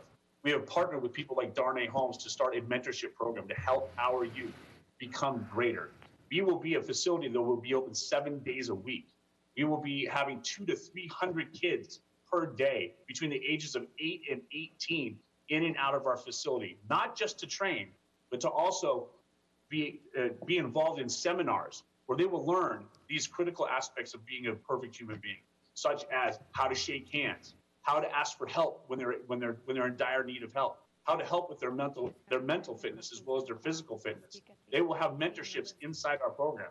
Their parents will be able to drop them off on a Saturday or a Sunday for a game film with their other teammates. They will congregate inside our facility in our kitchen, on our couches, and watch game film, and they will be a part of all that together. That is a youth center. By all means, that's what we are. So I want to say this. On November 1st, we signed a 5-year lease. We were told when I asked if I could have the place next door on that day, in exact words, the tenant next door is not leaving ever. It then came to my attention that Leaf Dispensary has signed an exclusive right to lease next door at 2360. And let me just say, in that lease, it clearly states in there option to be a recreational cannabis facility. Option to do that. That's exact words it said in there. I read this morning, Exhibit D on the supplemental packet that I had. I also want to just talk about, we have no ill will towards Leaf. It's the owners or anybody involved in the medical cannabis business. And my heart goes out to the people that do need medical cannabis. It's a wonderful thing to have. We cannot have it next door to a youth facility and a church. That's the reality. It's 10 feet away from my door. Door to door is 10 feet. So that means my kids are going to walk out of a leadership program. Wait, let me backtrack. I just want to say one more point before I get off here. Brett, Brett, you got to finish up. Okay, I'm going to have a mom drop off her kid at the front facility to come check out our facility and pay us for our revenue. And they look over to a weed facility within 10 feet. They're going to turn right around and leave because it's totally contradicting what we're building our entire model on. All right, and Brett. I'm happy to open my place up to the city. All right, thank you, Brett. I have a question for you. You're still on the line, right? I am, yes. All right, very good. I'm just going to ask you flat out, do you want this council to not grant the new location for Leaf so you can get the space, or because you feel that it'll have a negative impact on your business? I absolutely do not need the space next door, nor do I care about getting the space next door. I can operate in my facility. The problem is a direct impact on our ability to do business with the youth of this community and provide exactly what our core values are, my core business plan is, and that is to create a better human being and be able to have a place for these kids to congregate together and learn leadership skills. And that is truly what we are. If you just go to my website and read everything about it, the answer to your question is right there. That is who we are. And this completely contradicts everything that we're trying to portray as a business, a brand to our community and inside of our unit. And I'm extremely passionate about this because I have been in this community coaching for 16 years, and I have 4 kids, and I built this entire company based on giving back to our youth. And Brett, and I signed this lease without any idea that they were next door. And then it was just thrown on me by a parent who said to me on the stands of Westlake High School, "How can you open next to a weed dispensary?" I'm like, "What are you talking about?" Then I found out late December that that's what was going on. all right, So let me ask you, Brett, have you received any feedback from the public, specifically to the effect that you'd be locating next to the Leaf dispensary? Meaning, I'm sorry, could you repeat the question? Have you received any feedback from the public as to the fact that you would potentially be next to this, to I the did. I Leaf received, dispensary? yes, and it's all negative. Everybody that wants to, all the moms who I'm very close to, I've, like I said, being at Westlake High School for the past 5 years and with my kids and in Westlake Hills and Colina, nearly every parent I've spoken to, not that anybody's opposed to a dispensary. We're opposed to a dispensary between a youth center and a church. That's the main point here. That anything else doesn't matter. And I went and read through Mr. Burns's packet, and I read everybody's letter that was pro the dispensary, and not one single one of those people know what they're going in next to. I guarantee you, if we held a vote, and we told everybody, here's a church and a youth center, and you're going right in between both of them within 8 feet of each one, they would all say thumbs down, and they would vote against it. That's the problem, is not everybody knows what's going on here. And so they're just looking at, oh yeah, we need a dispensary. Well, I don't argue with that. I argue with it being the location next to us, where we were there first, we signed our lease, we're ready to go, and now all of a sudden I got to contend with this. It's a direct violation of what we're trying to give to our community. All That's right, all Brett. we're saying. Very good. Thank you, Mr. Mayor. Thank you. Mayor, I have a question. Hold on just a moment. I think I heard Councilmember Jones has a question for you, Brett. Yes. Brad? And Mayor Pro Tem. Let's have Councilmember Jones first and then followed by Mayor Pro Tem. Brett, it's a little difficult after hearing the Leaf explanation of their business plan and what they're going to do. And you're talking about youth that are going to spend. They have to spend money to get in this academy, right? Yes. Okay. Their parents are going to make a significant investment. Is that right? That's right. How do you see? Would you describe what you see as a dangerous transaction? Do you think one of these youth is going to go up to an older person that gets medical marijuana and try to buy it from him? What do you see is the problem? Well, I appreciate that question, Ed, and I appreciate the opportunity to answer it. The reality of it is this, and I'm a realist, and the reality of it is I could stub my toe right now, and I could go down to Venice and I could get a medical marijuana card. That's just the reality of it. So but what does that have to do with my question? What does that have to do with my question? No, I'm getting there. And so the reality, my question is anybody can get a medical marijuana card, so to speak. So that means the type of clientele going into the marijuana dispensary is not only what you're describing. It could be anyone. It could be a felon. It could be whatever you want. Somebody who anybody can get one of these cards. All I'm saying that so I would have these people walking out, and they could potentially try to sell that same weed to one of my kids. They could talk to my kids before they go in around the corner and tell them, hey, I'm going to go in there and get this for you and sell it to them. Is that a possibility? Let me ask you, may I interject, please? Yes, please. Okay. They said their typical person is over 50 years old. I think they said 80%. Now, this person, however you can get a prescription, you have to have a prescription, right, to get medical marijuana? You're saying it's easy to get a prescription, okay? But these people that he's describing, evidently, and I read an article about this lately, that there are people that want medical marijuana that have cancer and serious diseases that are in terrible pain. And they do go to a doctor, and they get a prescription, and I presume that they want a certain type of, medical marijuana that would fit their particular pain. Well, going on that assumption, why would they then want to turn around and sell it to a 14-year-old? I don't think the person you're describing would want to do that. But the reality of it is... Who would want to do that? Can't you just phone up and get recreational marijuana? I'm just saying... Why do you go to all the trouble of getting a prescription? I totally agree, but you need a medical marijuana card to go buy weed. And anybody can get one of those.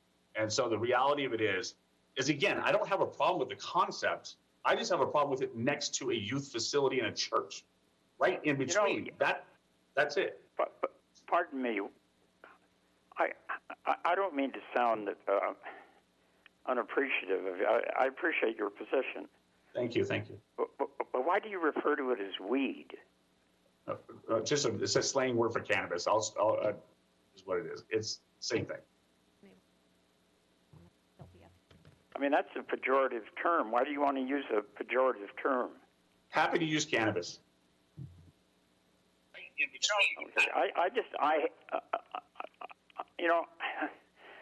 I'll save my comments for later, but it's hard for me to visualize the transaction that you're referring to. So let's take that. All I have, Mr. Mayor. May I address finally on that? Yeah, go ahead, Brad. Thank you so much. I appreciate it. And again, thank you so much for that. And I will refer to cannabis from here on out. So having a cannabis dispensary, let's put yourself in the shoes of a mother that has heard about our incredible program, our incredible facility, everything we have to offer from mentorship to leadership to speaking and helping them with their academics and homework and whatever we're going to do. Let's take that mom for instance. She just heard about us. She comes down to check us out. She comes up, she says, oh, they're next to a weed dispensary. I'm not bringing my kid here. That directly impacts my ability to run my company on a marketing plan and development, growth, and being able to pay my employees. That's the problem here. Is that if there are any other location, let's put them in that location. But next to a business that is running what we're running and a church, that just doesn't make any sense. So do I think there's a likelihood of selling it to somebody outside? No, probably not. Is there a chance it could happen? There's a chance. But the real reality here is it's a negative impact on what we're trying to develop as a business, and we signed our lease on November 1st. All right, Brett. I believe Mayor Pro Tem has a question as well. Yes, I do. Thank you, Mr. Mayor. Mr. Harrison, I was... You're good. Yeah, 1 second. I was wondering about your concern, obviously, with the image of a medicinal dispensary. And would you have the same problem with a pharmacy being next door, a pharmacy that stocks OxyContin, Xanax, and all kinds of other painkillers with less security than what this particular facility will have or would have? Yeah, so I can take my 5-year-old daughter into CVS, but I can't take her into a cannabis shop. So, it's a different, this is a brand new situation that we have going on right now. And pharmacies have been around for 30, 40, however beginning of time. And taking your 5-year-old into a CVS is far different than taking her into a cannabis shop. So the reality of that is there is no comparison. And unfortunately, what comes along with cannabis, and we can sit here, I keep talking about the perception. Perception is always greater than fact, right? So the perception of this is going to be, there's a dispensary next to a youth center and a church in our city of Westlake. That's just the perception is just incredibly negative for all of us. And again, it just directly impacts us. So the answer to your question is they're not even similar. All right. Okay. No, that's really all I have. Mayor, I have a question for Mr. Harris. Councilmember Engler. Thank you. Mr. Harris, thank you for answering our questions. Appreciate it. The question I have, just specifics here is the applicant for LEAF has a multi-year track record with 0 issues at his business. The projections that you're giving us now, you anticipate that somehow is going to change next to your business.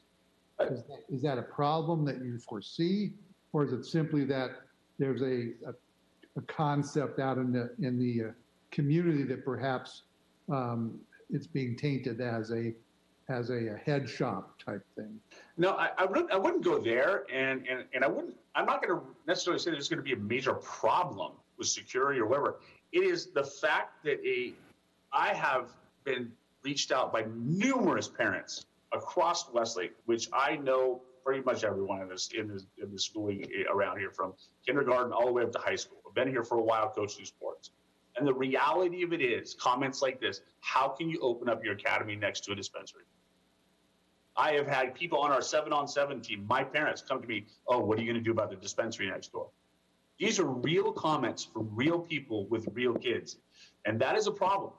And I got to tell you, that parent is probably going to make a decision not to come to my academy and not to be a part of our program because of the dispensary and what it could bring, with the problem it could cause.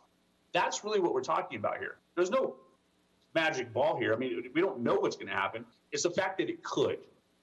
And it is a direct violation of what I'm trying to teach and we're trying to create within our academy and the free space. And I want to go on another point.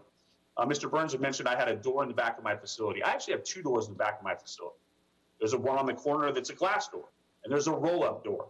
That roll-up door will be open all day long to ventilate air and for our kids to be out there running past the turf into the parking lot.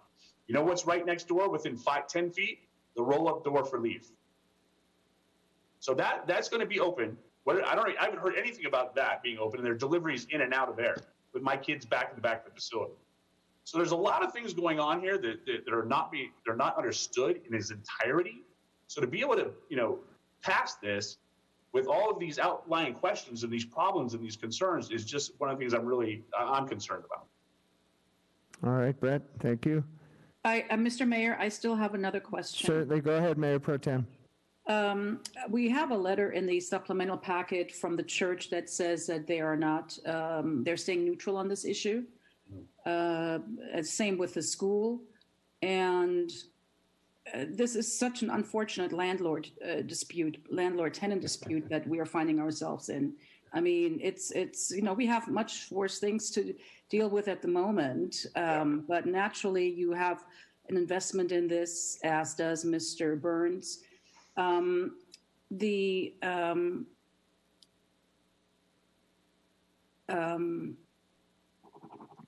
The fact is, when I did speak with Mr. Burns, I asked if he had reached out to you to see whether some sort of common ground could be found, as he did with the church. Given that this particular medical dispensary has a very strong record with no problems at all. They're very, very professional. What was your response when Mr. Burns reached out? My exact response to them was, my first line was, I wish you no ill will and the most success you can possibly imagine. And I truly do. And I'm not trying to stand in the way of that. It's just the way our building is set up and the proximity of their front door and my front door and their back door and my back door, it lends itself to a potentially very bad situation. I don't know what the situation could be, but it could be bad. My back door is within 5 feet, and those are huge doors that roll up. Their door is huge, and it rolls up. I will have kids in the back congregating after their workout, cooling off, or just maybe hanging out after video game, after they've played, or whatever they've done in my facility out there. And then they're going to be delivering weed. There's going to be trucks going in and out with weed. Who knows what's going to be going on? With cannabis, And on the front end of the property, I'm going to have parents dropping off 200 to 300 kids per day between the ages of 8 and 18 outside. And within 10 feet, there's a door for the cannabis shop. Again, I told them both. I said, unfortunately, I cannot be next to a cannabis dispensary. And these are the reasons why. And again, we're not trying to be in the way of this happening in Thousand Oaks. We would support another location possibly, but next to us, it will not work. Mr. Harrison, are you open already for business? Do you have your city permits already? We have a permit from the city for our build out, and when we went, let me address this too, by the way. So we approached the city for a special use permit. At the same time, we were gaining our building permit. Okay, we went down, and they issued all of our permits to finish our facility and to build our facility. At the same time, we were going in there to ask for a special use permit, and Brock Tyman, who was on the phone before, was managing this for me. They said, Mr. Harrison, you don't need a special use permit. You already have your permits granted. So we stepped away, walked out, and started our facility. The facility will be done in 10 days. We've invested $1 million in this facility, plus all the rent that I have paid. And we are ready to go. Our marketing plan alone is a national marketing plan. We were on CBS News the other day. NBC News is coming out next week to interview us and our elite athletic academy and our mentorship programs, because we're so impactful. And we're so the answer to your question is, we've done everything we were asked to do.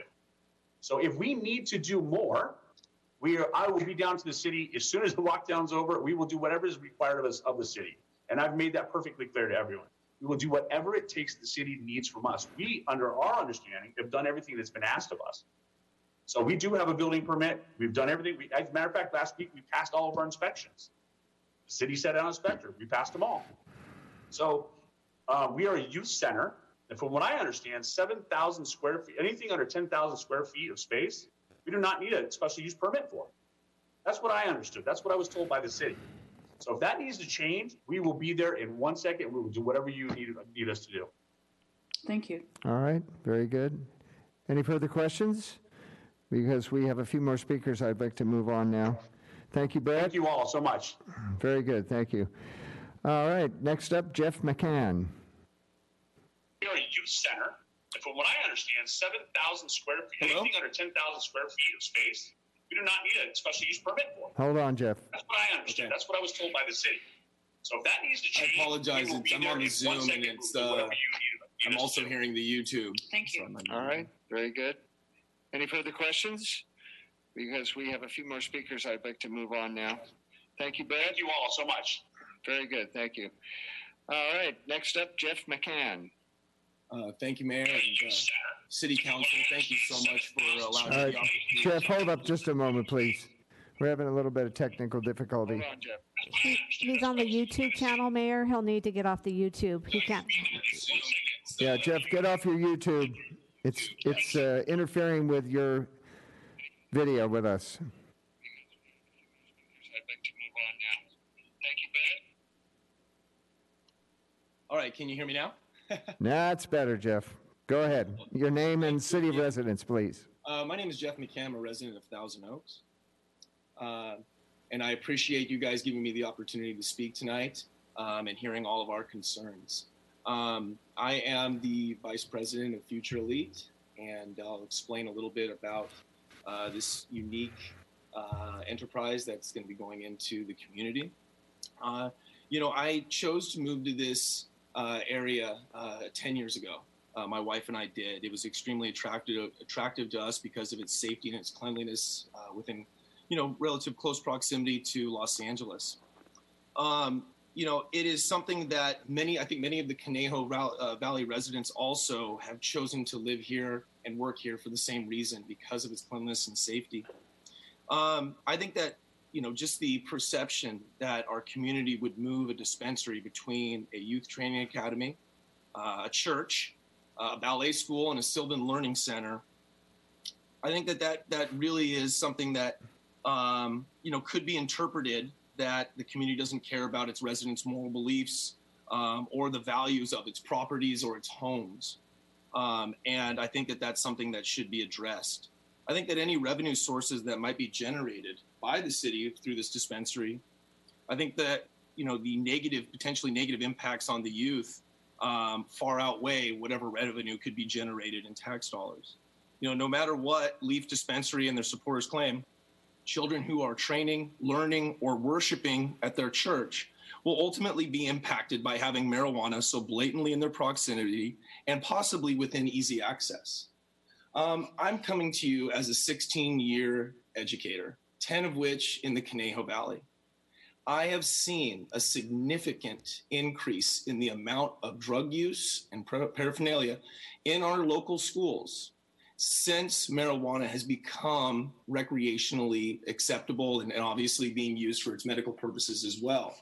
And I feel like, as a member of this community, that by putting a dispensary in, I think that that only amplifies the problem and gives our youth even more access than they already have to marijuana, which we know can have some significant potential negative impacts on their lives. What Future Elite Academy is, it's a youth training center. And when we say youth training center, think of it in the Aristotelian Lyceum, where we're trying to ultimately improve not only their bodies, but also their minds, and approaching supplemental educational programs such as, financial literacy, public speaking skills, sports psychology, world cultures appreciation. We're trying to do things differently here. We brought in Darnay Holmes, who will be drafted in the NFL this week, who's a local legend. And he's going to be running a mentorship program to help young athletes guide themselves through the obstacles that they will face in life and ultimately prepare them to be better adults later on. I need you to finish up, Jeff. When we think about just the perception of this, the Conejo Valley is a special place. There is no reason why the Conejo Valley should have a medical marijuana dispensary located between an academy, a Sylvan Learning Center, a ballet school, and a church. It's just not the look that we want. And as the attorney for Leaf said, the clients are having to drive distances. Yeah, we don't want to be associated with some of those areas. All right, Jeff, your time's up. Of medical marijuana. Thank you, Jeff. Next up, we have Garth Van Meter. Thank you so much. My name is Garth Van Meter. I'm a resident of Alexandria, Virginia, but I am the Vice President of Government Affairs for Smart Approaches to Marijuana, which is a national nonprofit. I don't know if it's possible for me to do a screen share. Is that possible? I wanted to quickly show you a. No, it's not. Okay, that's fine. So I guess what I wanted to bring to the discussion is that even if this medical dispensary is operating perfectly in compliance with local laws and regulations, and there is no diversion of product to youth, still, as a function of being a medical marijuana business, the company will be actively advertising and promoting its wares. And there have been a number of scientific studies on this that have examined the impact, particularly on youth, one of which was conducted last year in Los Angeles County, finding that young adults, so I'm just going to read quickly from a Los Angeles Times article on this study, young adults who live in neighborhoods with a higher number of medical marijuana dispensaries use pot more frequently than their peers and have more positive views about the drug, according to a study released by the Rand Corporation. And so it goes on from there, but there are a number of studies like this that I'd be happy to share with the council if that would be useful. I'm going to go ahead and drop off because it is getting very late for me here on the East Coast. But thank you very much for your time. All right, Garth, thank you very much. We have up now Dana Stevens. Good evening. My name is Dana Stevens, and I'm a resident of San Diego, California, but I am also the facilitator of a statewide coalition for smart approaches to marijuana here in California. So I hear from people like Brett and all around the state that are concerned about marijuana commercialization in their neighborhoods. My main concern for you today, I'm not here to argue against the city's right to safely site a marijuana business in the city of Thousand Oaks. Rather, I'm concerned about the location and the proximity to what is clearly youth-serving businesses, youth centers, and there in that commercial building. Your own municipal code talks about any youth center. The state Business and Professions Code talks about any youth center and the 600 feet separation. Your staff report discussed the Boys and Girls Club, which in fact is sports and mentoring and educational support and role modeling with positive adults. All of those things also apply to the Future Elite Academy, also apply to the Sylvan Learning Center. These are locations that clearly meet the definition that you and your staff in the staff report call any youth center. I'm not sure why there is so much attention given to the folks opposing this location should have to say what the negative impact is. You folks defined that there's a negative impact by calling out in your municipal code, in youth center and the 600 feet of separation. I would just hope that you'd stay true to your municipal code and maintain that 600 feet of separation between a youth center and the commercial and retail sale of marijuana in your community. I'm sure there are much more suitable locations somewhere else in Thousand Oaks. Thank you for your time. Thank you, Dana. And now we have Oliver Summers back by phone.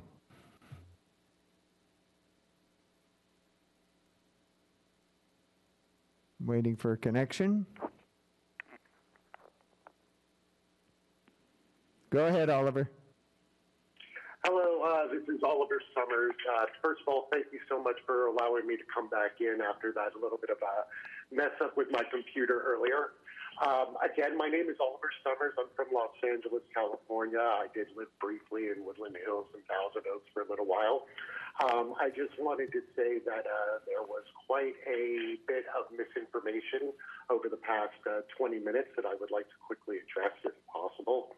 I have been fighting for safe access to cannabis in California since 2005, and so obviously I've heard quite a bit of all the different rhetoric over the years. And first off, I'd like to just address a review that was put in, which says that there is a 8% decrease in the likelihood of teens trying marijuana, as well as a 9% reduction of the odds of frequent marijuana use in towns that have dispensaries. And that was done through a 4-state issue at this particular point in time. As for working with children and the extent of that, I am a 30-year rugby player, and I work closely with the families of the Santa Monica Rugby Club who allow me into there. So I can say right there alone is a issue. When it comes down to going to the Venice Beach and getting a doctor's note, according to Prop 64, which passed in 2016, that is no longer the way things go. We are in a position where a medical patient has to get a primary note from their actual physician and then get the state ID card in order to be a medical patient. And these aren't exactly the dispensaries of a Cheech and Chong Bob Marley. These are medical facilities that are no different than a doctor's office. And I have to say that Leaf Dispensary out of Goleta and Mr. McFarland have proven above and beyond as top-of-the-line operators who do everything completely 100% consistent with the law. And any of this so-called reefer madness that is going to happen with such a thing will never happen with a dispensary of such care as Leaf. They are very much run in such a way the cleanliness and the security would be a benefit to the area, better than anything that you could possibly hope for. And I have to also finally say we're dealing with a lot of coulds, should-bes, and would-haves in the past 20 minutes, and history has proven that that is not the case. For the past 15 years, we have gone from the rhetoric of the devil's lettuce, if you will, to the point now where we see the benefits and value of medical cannabis. And in the area of Thousand Oaks, we're looking at a place where there's plenty of access for children's gyms. There's plenty of access to after-school programs. There's no lack of programs to help children, but there is no safe access to medical cannabis for the people that need it. Thank you, And that, Oliver. I Thank think, you. is the most important. Thank you. All right. And lastly, we have Taylor Wilson by phone.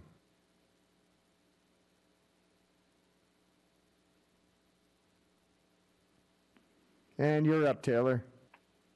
Hi, good evening, members of the council. Thank you so much for your leadership in these challenging times, and thank you for our late time we're spending together. Goodness, it's already 8:18. In full disclosure, as I stated in my message to you, once again, Taylor Wilson, member, resident of Thousand Oaks, Westlake Village. And I hope I'm not already out of time. If that's a zero, I hope I'll get a reset.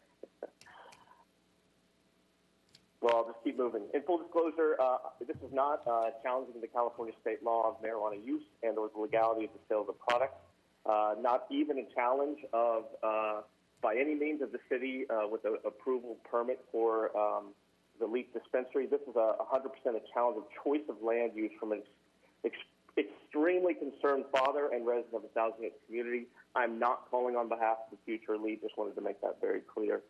Being a father of 5 children, it's hard enough to mitigate the temptations of my teens and my preteen children that I face daily. As I mentioned in my email to the council, I've really been quite surprised moving out to California how Thousand Oaks has almost felt like a bubble. I would consider it a quite stark contrast from what I would consider a few exits north without naming any communities, and certainly a few exits south where I've mentioned where cannabis pain clinics and gentlemen clubs are advertised in plain sight. I truly feel kind of like marijuana has been stated to as a gateway drug. This is almost a gateway for our community for heading that down. As a businessman, like I stated before, I truly understand the financial opportunity for the city, but this decision is clearly not directed with the culture that I feel that this city is about. I'm calling you on behalf of my son, Braden, who was applied to attend this academy in the fall. He is a 13-year-old that I was drawn into Brett's business plan because at the end of the day, I'm looking to find every way I can for my son to be successful. And what they were offering is what I was very interested in, the ability for him to focus on financial literacy, public speaking, interviewing skills, personal branding, right? And something that even though I came from a well-to-do family, these are things that I didn't get to find out. I had to figure that all out. I had to figure those things out on my own and made a lot of mistakes throughout my years, as I'm sure we've all done. I'm also even willing to invest $40,000 for 10 months of my son to be in this academy because at the end of like I said, I'm laser focused on finding opportunities for him to become the best Thousand Oaks citizen he can be. I unfortunately have had issues in the past with my brothers and sisters falling into some drug use. So at the end of the day, I would like for them to be as far away from that as I can. At the end of this, like I said, I'm sure you're under massive pressure to pass this, but please do the right thing and place this location somewhere other than between this youth facility, a church, and a youth tutoring center. We can certainly, some of us can disagree about medical marijuana from a city planning perspective, but we honestly cannot argue that specific location is surrounded with the furthest from appropriate neighbors. I look forward to hearing your right decision for the Thousand Oaks youth and future taxpayers who want to stay in our city. And then final, if LEAF can modify operations during church services and shut down their times when minors are present, they clearly see there's a shared concern, and future LEAF should receive that same. All right. Thank you, Taylor. Thank you for your time. Thank you very much. All right. That concludes our speakers, and I'm going to go to staff for any responses they may have and further questions from council members, if we have any. Thank you, Mr. Mayor. I think it is important to go back a little bit with the definitions because we heard a lot tonight about youth center and even school and what they're referring to as the sensitive uses that we have. So again, to remind everybody, for cannabis operations, they have to be in the M1 zone. And in the M1 zone, we have it in our ordinance that they have to be a certain distance of 600 feet away from sensitive uses. And under the state, sensitive uses include a K through 12 school, a state licensed care facility, and a youth center.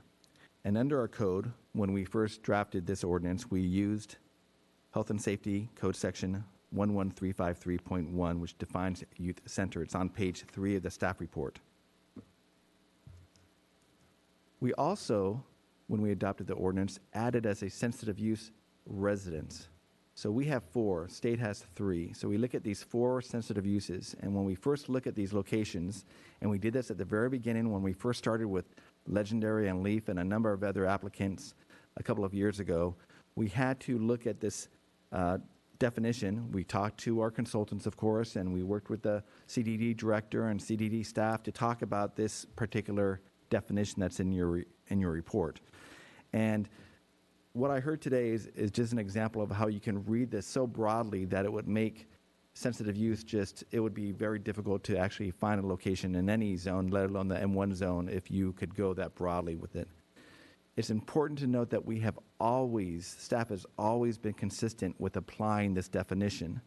And we have said repeatedly, it is a teen center, it is a boys and girls club. And we say that because we looked at the purpose of this definition in the other codes, and we say, okay, it's for, youth gathering in certain locations, like an arcade, like a teen center. And that's how we have done that. So it is very important that you understand that from the beginning, in the past applications, we have consistently used this definition, and our policy has been to define it carefully. And yes, we have looked at these uses. Now, you heard a number of comments about this training facility next door, being proposed next door at the youth location. First of all, we can't even analyze that would even qualify for a definition because we don't have a permit, we don't have anything concrete to go with exactly what they're doing, how big are they going to be. I will only tell you that in looking at their webpage when they sent it to us in the various emails that you received and we received, their advertisement does say both children and kids and high school and adults. So when we go through those, we try to look at the definition. We said, okay, how are we going to interpret this? I want to bring you back to the time that we had the first 3 final candidates for cannabis. It was Legendary, it was Leaf, and it was a third candidate whose name I can't remember. It was the third candidate that was next to Art Trek. And in Art Trek, they talked about all the youth that were going there. It was like an art facility, right? It had both adults and children, but there was a big push about them being, a lot of youth were going to this facility. Importantly, we did not consider that a youth center. Now, with that said, it doesn't mean that council doesn't take the fact that youth are going to be there or anyone's going to be next door, whatever that use is going to be, into consideration when you do this balancing that you need to do under our ordinance. Sure, you can take in the fact that there are going to be children there, there are going to be adults there. You can take that information into consideration. But as far as the definition of trying to find the locations for any of these proposed facilities to go into, we are trying to be very careful with how we define this and not to define it too broadly. And I will say frankly that today when I heard some of the definitions of what they thought was the youth center, it was definitely so broad that you could start doing things like pottery classes that have a bunch of children that go to it, or a facility that's designed for kids to go for birthday parties and things of that nature. And then we get stuck with trying to look at any possible use. What is it? How many youth do they have there? What's the percentage? And we get into this very difficult kind of administrative review, which would be, it wouldn't make it work for trying to find any location for the M1 zone. All right, the next thing we heard was about Sylvan Academy, this tutoring place. We did look at that location. It is a tutoring facility. It is not a K through 12 school. It is not a K through 12 school. That is important because a K through 12 school has to go in an appeal zone. This is not an appeal zone, it's an M1 zone. So we looked at that as well. And again, I mentioned Art Trek from before. It wasn't considered in our analysis as a youth center, but one in which we did consider the impacts that they were voicing when it was before UB4. There was also a comment about the SUP from Mr. Harrison. If you remember the earlier remarks from Ms. Noonan and myself, we talked about their use and what they have right now. We actually have to say, and we could have Ms. Bazzotti or Mr. Town talk about this, but we don't have an indication that if this was a gym or or an athletic facility, kind of training facility, it probably would have triggered us to say, oh, you might need some type of SUP. We need to look at this carefully. I can't say right now on the dais that we know that. We certainly could work with them to find out what that is, but again, that's a separate issue. If they needed a SUP, we would have to go through that process, and obviously Mr. Harrison indicated that he would be willing to do that. But to sit here today and try to guess on what happened there, it would be very difficult for us to do that. Mr. Mayor?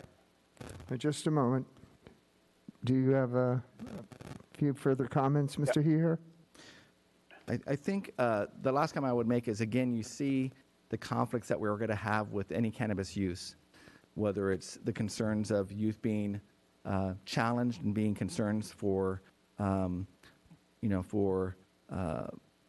impacts to them, to the negative impacts that it could have on a business or surrounding businesses. And again, I want to bring you back to the code, which does say that you have the right as council tonight to balance those things, balance the elements of what they need to get into a location like the M1 zone, and then also balance the negative impacts that such a use could have on the surrounding businesses. And you heard that tonight. All right, Mr. Powers would like to make a comment. Oh, Mr. Powers, no? Oh, Mr. Town, I'm sorry. Step right up.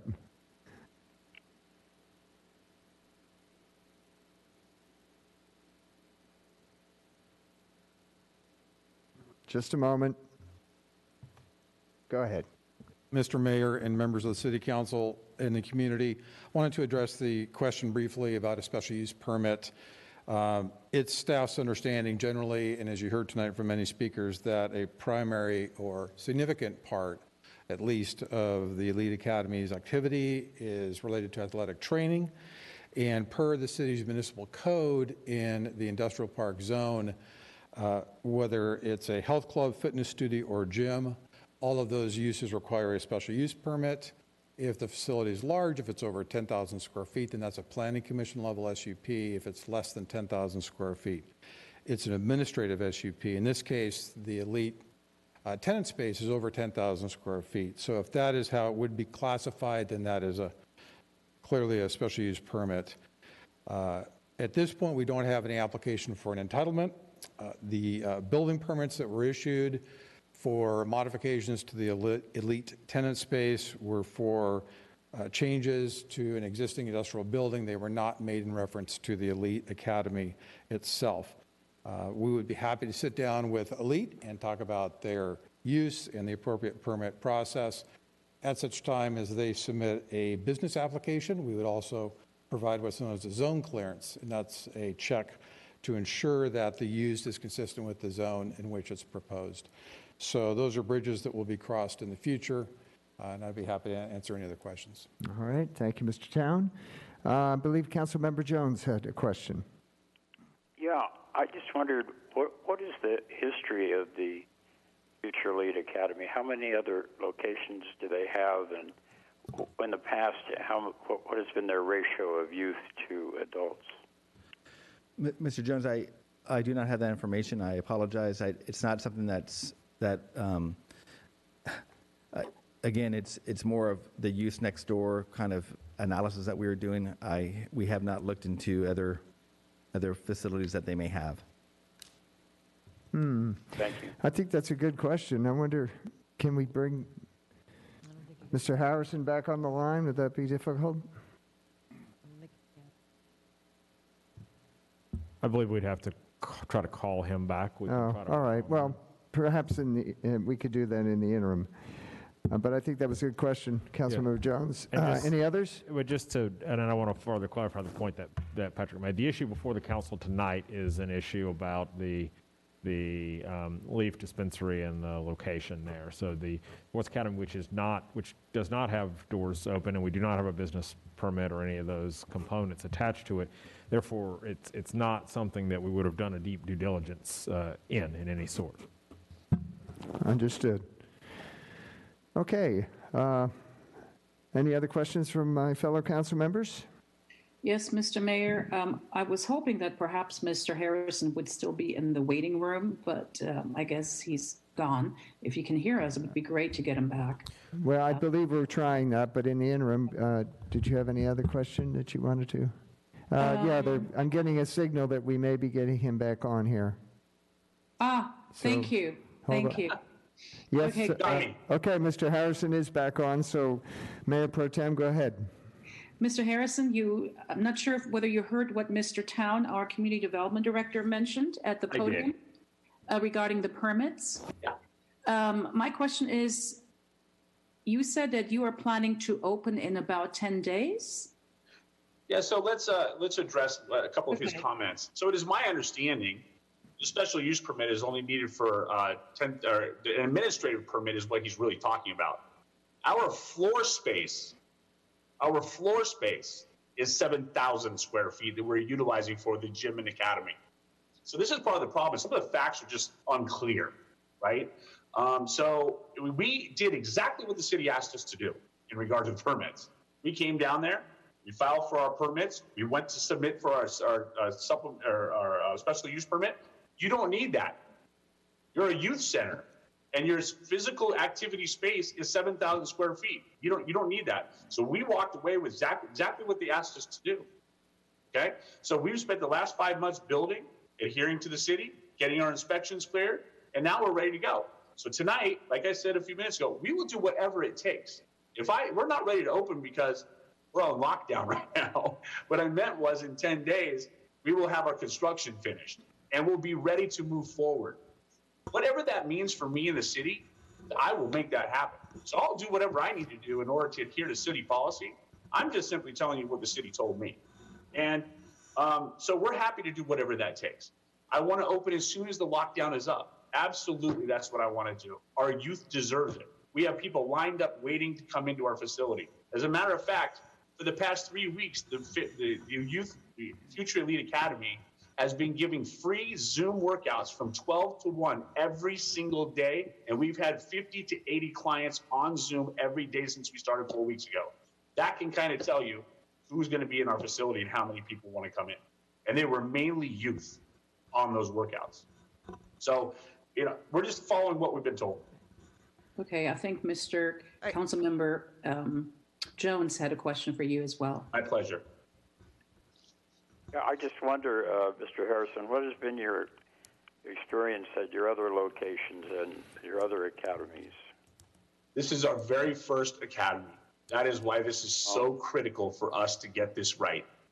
And we have plans of expanding to Pasadena, to Santa Clarita, San Diego, and out in Corona over the next 2 to 3 years. So everything that happens within this facility in Westlake Village is critical to where we're moving with this company and this brand and how we're going to be able to benefit the youth across Southern California. Don't have any experience with other locations. You don't know what ratio you're going to end up with of different age groups. It's all in your plan, but you don't have any experience, do you? We have never opened one of these academies before, but we have plenty of experience with the kids and the people that are on my staff.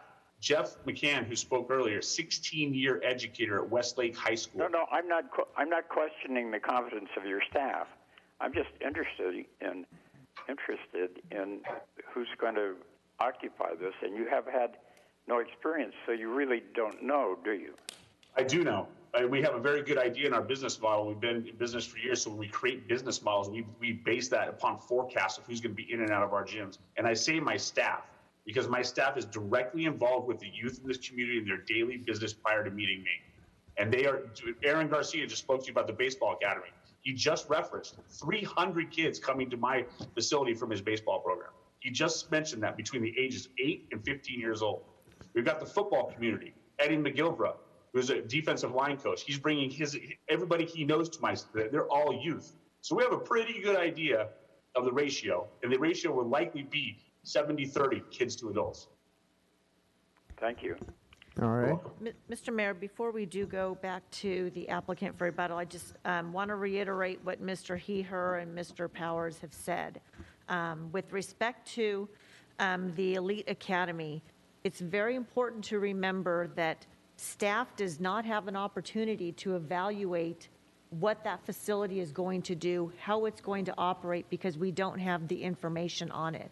And while I truly appreciate everything that Mr. Harrison and his staff are doing to try to open it, when we do an analysis of a potential business to come into a city at a certain location, we look at what the existing uses are that are surrounding it. We don't look at the potential uses in the future. And again, I completely appreciate that Mr. Harrison has signed a lease for his fitness academy, and I can appreciate the amount of time and effort and money and dedication. It's very clear he's very dedicated to the academy, but at this point in time, it is not an existing use. And that is why Mr. Heher has opined that this facility is not being considered when you take into consideration our municipal code. As far as staff is concerned, both legally and based on the direction from the Community Development Department, the location that LEAF has chosen meets all aspects of the municipal code requirements. That being said, council can consider various aspects of it, but I don't want to go down this kind of like rabbit hole of analyzing what this project of the academy is going to be when it doesn't exist legally right now. Does that make sense? Yes. Sounds to me from what Mr. Towns said, at the very least, it would need a special use permit. Is that correct? That's correct. It would either need an administrative SUP or a planning commission SUP, but more significantly, it needs a business license and a zone clearance. There's no business that can operate in the city of Thousand Oaks without at least getting a business license. All right. Thank you. All right. So we have talked to staff. Council members have had their questions. And now I'm going to go back to the applicant for a 5-minute rebuttal. And that'll be Mr. Burns or Mr. McFarlane. This is Paul Burns again. And rebuttal, be brief. The first thing is that of the several speakers that I was listening to that were against our location, they kept stating that they don't want youth exposed to our dispensary, that they were concerned about the exposure to the marijuana. I'd like to know what exposure they're talking about. Under the ordinance, there will be absolutely no signs on the building except for the name of the business, Leaf, on the front door. There'll be no posters with weed or pot, as they're calling it. There'll be no cannabis signage whatsoever. And so when you look at the building, you drive up, it's going to look like any other building. There's 5 in a row and they all look the same. And so I don't know where these people are coming from when they keep saying the exposure. I just wanted to get that up. Somebody mentioned the ballet studio. I think Mr. Heher already covered this, but they don't constitute an exception because they cater to all ages also. Mr. McCann makes reference to extensive marijuana exposure. Where is it? We're running a medical cannabis dispensary. They leave, the clients leave with a sealed bag. They get in their vehicles, they leave. We have security. Every minute we're open, we have security there. The security system cameras we have that will be installed are state-of-the-art, 24 hours a day, every day. They cover every aspect of the parking lot, front, side, rear, and they cover everything in the building, and they're constantly monitored. There'll be no exposure. So I don't know where they get off making these claims. Mr. Harrison made a comment about kids being behind the building after workout and being near our roll-up door. And well, our roll-up door is never open under security protocol unless we are receiving a delivery. The deliveries are scheduled ahead of time. When the delivery comes in, it's in a plain, unmarked vehicle. We know ahead of time they're coming. The security guards are outside waiting, and then they pull up, the door rolls up, the vehicle drives inside, the door rolls down. That is about as limited as exposure as you can get. So I just, I'm I get concerned about the bad perception that I keep getting thrown out there. And, and then the only other thing I want to mention is there is the second door back at the left rear of the building. It opens into their gym. Okay, if they were so concerned about being 10 foot away from our front door, they have the door that's 160 feet away from our front door that goes right into their facility. And they could use that as their primary entrance for the kids if that's what they're worried about. And then last thing, on the emails that were sent in, by my calculation, at least 85% were in support of our location. So I hope that the council can take that into consideration, and I am available for any questions if you have any. Oh, and my partner Dave wants to say something also. Thank you, Paul. Thank you, council. I know it's been a long issue here. One thing I'd like to point out is just plain and simple, my history of no impact on any of the businesses around us. Our bedrock rule is being a good neighbor. So that speaks for itself. There hasn't been any really compelling argument about what negative impact we're going to propose on their athletes and their facility.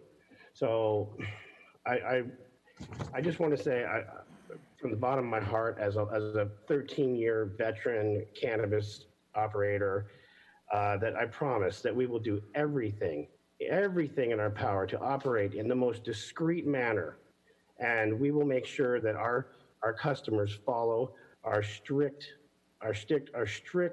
protocol.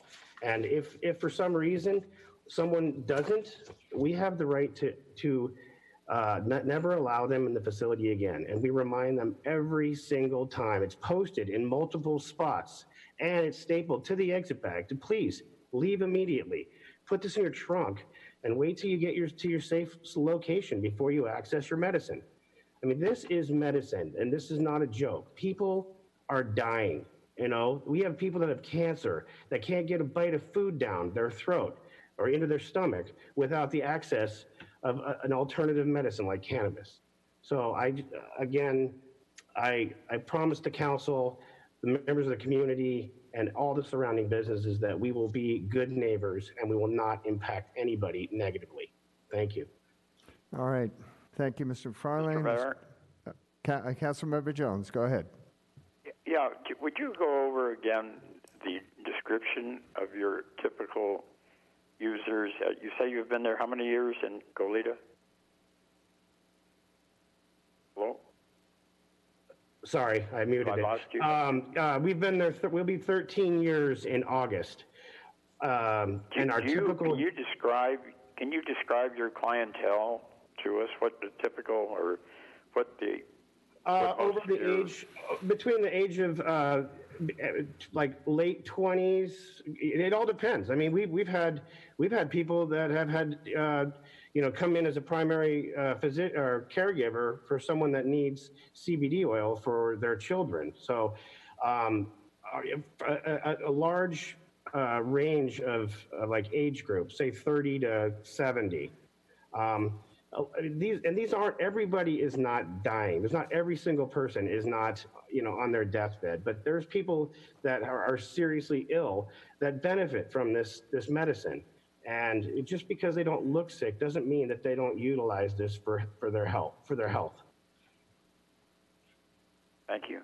All right. Mr. Mayor, I have a question. Go ahead, Mayor Pro Tem. Thank you. I have a question from Mr. McFarlane. Reference was made earlier this evening about anybody can get a marijuana license down in LA, Venice Beach or wherever, and then drive up here and get marijuana. How do you evaluate, do you analyze where these licenses are coming from? Absolutely, we certainly do. We have we verify with the actual physician that first of all, we make sure the physician's license is in good standing with the Medical Board of California. we physically call them, or some of them have their own access website set up. But that's a great question, because there is some misperception as to how easy it is to get a medical marijuana card. Well, Prop 64 has reclassified that or redefined that, and they've made it to where the patient has to only the primary physician can issue a medical marijuana card to a patient. So these recommendation mills don't exist. So, and if they do, and if we find an overabundance of recs coming from some doctor that we don't feel comfortable with, we have the right to refuse business with anybody. And I have thousands of members over the course of 13 years, and we're on a personal level with them. We know what their condition is. We talk to them. We consult with them. We try to find a way to help them, and that's what this is about. So I would imagine you are familiar with the doctors up in Santa Barbara County and will be or already are with physicians here in Thousand Oaks? We are with some, yeah. But since Prop 64, the range of doctors has expanded because of the primary physician requirement. But yeah, we're familiar with some, sure. Thank you. Mm-hmm. All right. Any further questions? If not, I'm going to close the hearing, and we're going to move on to council discussion about this issue. And who would like to kick it off?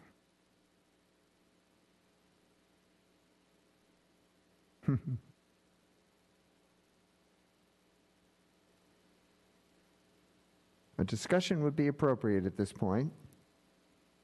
Mayor, this is Councilman Engler. Thank you.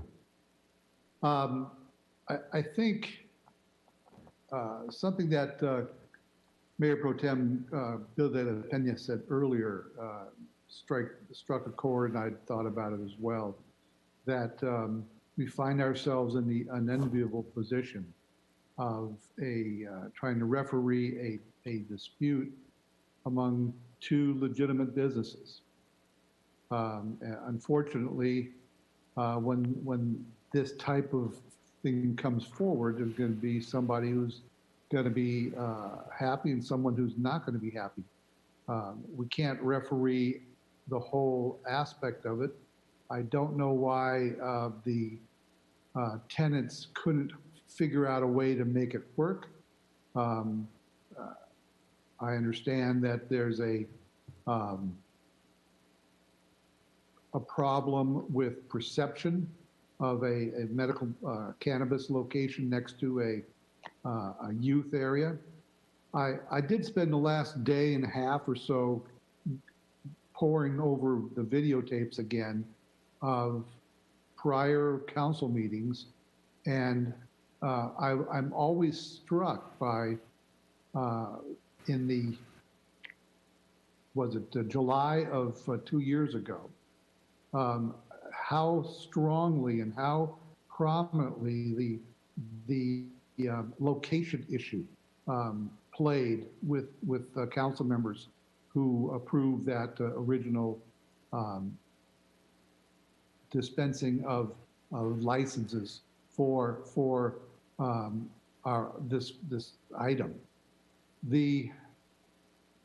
I think even in that, I was struck, even Mr. Burns spoke that he thought that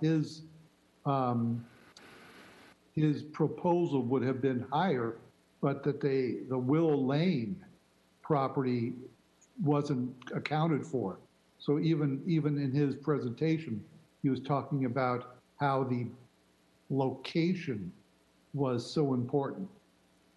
I'm having a problem with the location, I think, of Townsgate, in that you have, and I mentioned this in one of the meetings earlier, you have a church that the minister has asked that Leaf not operate during his normal operating hours on Sunday, and they worked out a good deal. to where they would let them know 60 days in advance that there was a youth event coming up.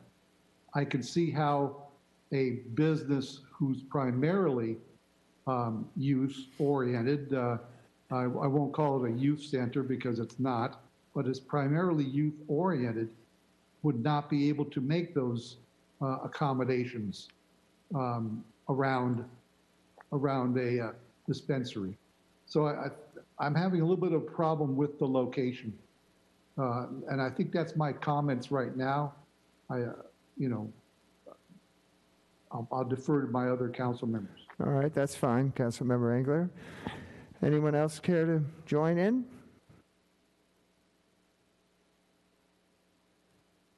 Well, I don't know if I should go next, but That's fine. Go you ahead. hear me all right, Mr. Mayor? Councilmember Jones. Yeah, I wasn't on the council when you originally made the decision to have a medical marijuana facility. But I was on the council when we made the decision to let LEAF go forward. One aspect of this, and I don't know if I'm ready to make a decision either, but I'm kind of thinking as I'm talking. One aspect of this is that, we don't have a set in whatever stone agreement with LEAF, but we've had a long experience with them. And there's something in me that says they've been diligently trying for 2 years to do something. And that is being opposed, and I have no,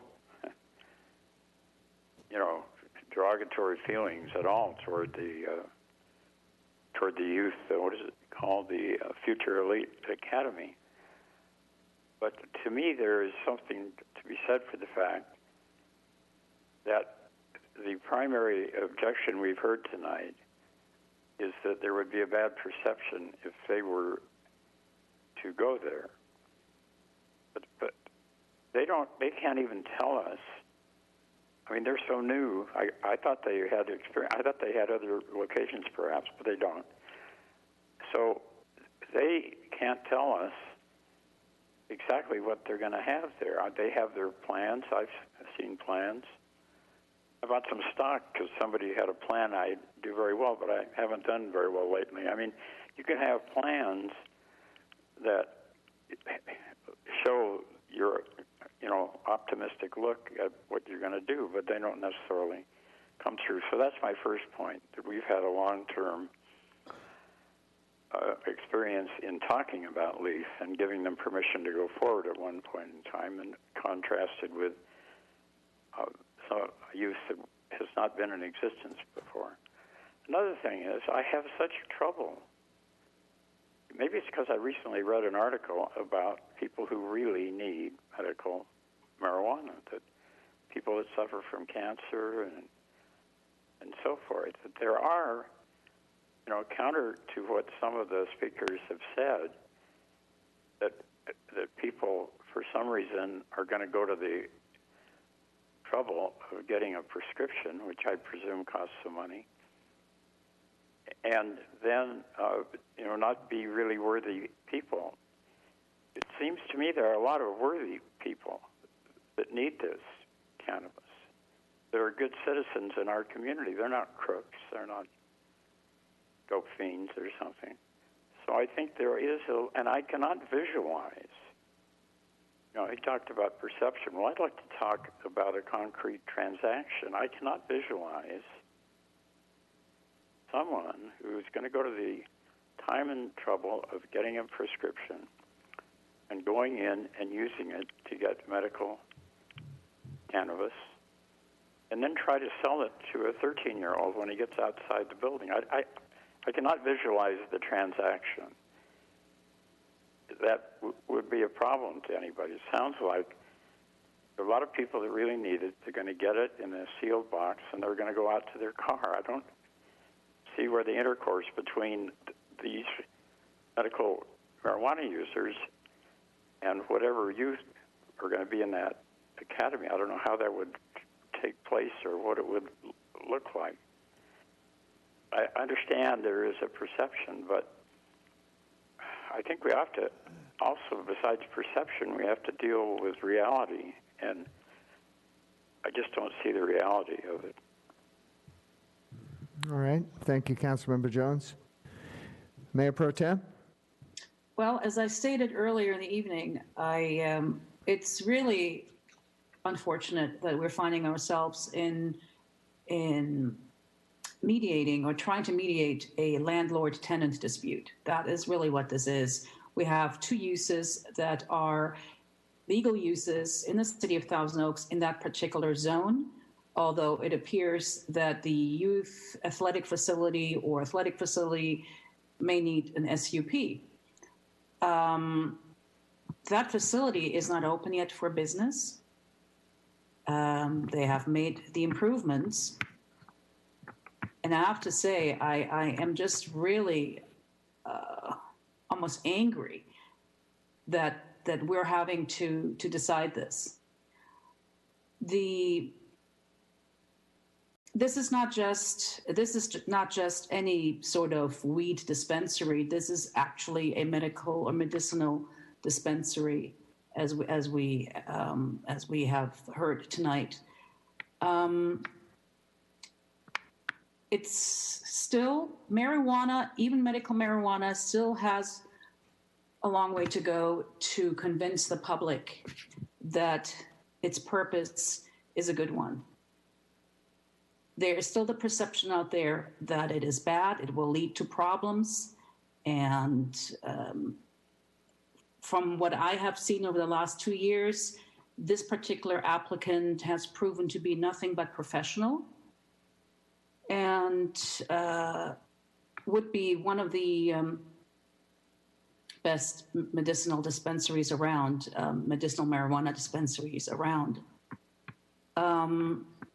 If there is an option, an opportunity to move the entrance of the elite facility, the future elite academy, to the other side where it's farther away from the building, perhaps that is something that could be worked out. I'm just wondering. I know every day you're burning cash every day, that this is taking longer, but I was just wondering whether these two very, very valuable entities cannot really come together with a plan that would be palatable for both of them. I completely understand that a parent would have concerns about marijuana, but I think there needs to be education as to what this dispensary does. The fact that you won't even be able to tell that it is a medical marijuana dispensary. Right now, I see a lot of panic. Oh my goodness, there is weed going in next door. This is going to ruin our business. It doesn't have to be that way. It doesn't have to be that way if cooler heads prevail, if you two, both sides, could sit down and just go over some of the options that are undoubtedly presenting themselves and are there. You just have to look a little deeper, perhaps, such as moving the entrance to the other side. I'm not quite certain, but Leaf is really not the bad guy here, and neither is Future Elite Academy. I see a scenario where both sides can actually thrive next to each other, because it is much harder for Leaf to find room in Thousand Oaks to operate than it would be for an athletic facility catering to youth and adults. It is much easier to find room for the latter and not for the former. I'm wondering whether we can set some sort of timetable for both parties to sit down and talk about options before coming back to the council. I know this would be another delay, and it's not desirable in this time of COVID-19, but I'm just not, I don't want to give up just yet. I think that there is room for improvement, and there are options where both sides can actually live next to each other. I could probably answer that Yeah, question. I was going to go to Okay. our city attorney on that very question. So there's a couple of things to consider. First of all is Leaf, as the applicant, has a right to a decision. Again, they've been working and processing this application for about 2 years now. I'm looking at our community development director for about 2 years now. They do have a right to a decision by the city council. So any continuance, I would recommend it would not occur unless Leaf actually agreed to do that. The second thing is, based on my recollection from listening to Mr. Burns, Mr. Burns did reach out to the Elite Academy and did try to work out a solution so that the two businesses could operate together. And I believe Mr. Harrison responded that that was not possible. So I'm not quite sure what else Mr. Burns could do to work out some type of decision or some type of agreement. I'm not sure if Mr. Burns is on the phone, but I'm not sure that there is anything else that he can talk about, because he did talk about the fact that he actually did reach out to the Elite Academy to try to work out a solution so that both businesses could operate next to each other cohesively. Yeah, I must say that's the way I understand it as well, that despite their best efforts, neither party has been able to come to any kind of a agreement, and they're in front of us tonight to make the decision. And I have to agree with my fellow council members, it's an unenviable place to be in because both businesses are legitimate, and we've wanted a medicinal marijuana facility here in Thousand Oaks, primarily for humanitarian reasons. I was here 2 years ago when this all started, and I will say that the preeminent consideration at that time was, in fact, location.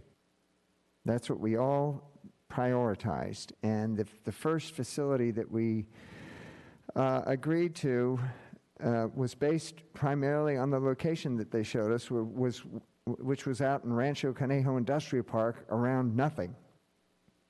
And that was very appealing to all of us, the fact that it was not around anything controversial and that they could operate out there kind of in a vacuum, so to speak. So now we have a situation where we're looking at a location that is certainly not in a vacuum. It's not isolated. There's a church there. There's a potential youth academy and some other uses. And so it puts a whole different light on the issue, unfortunately.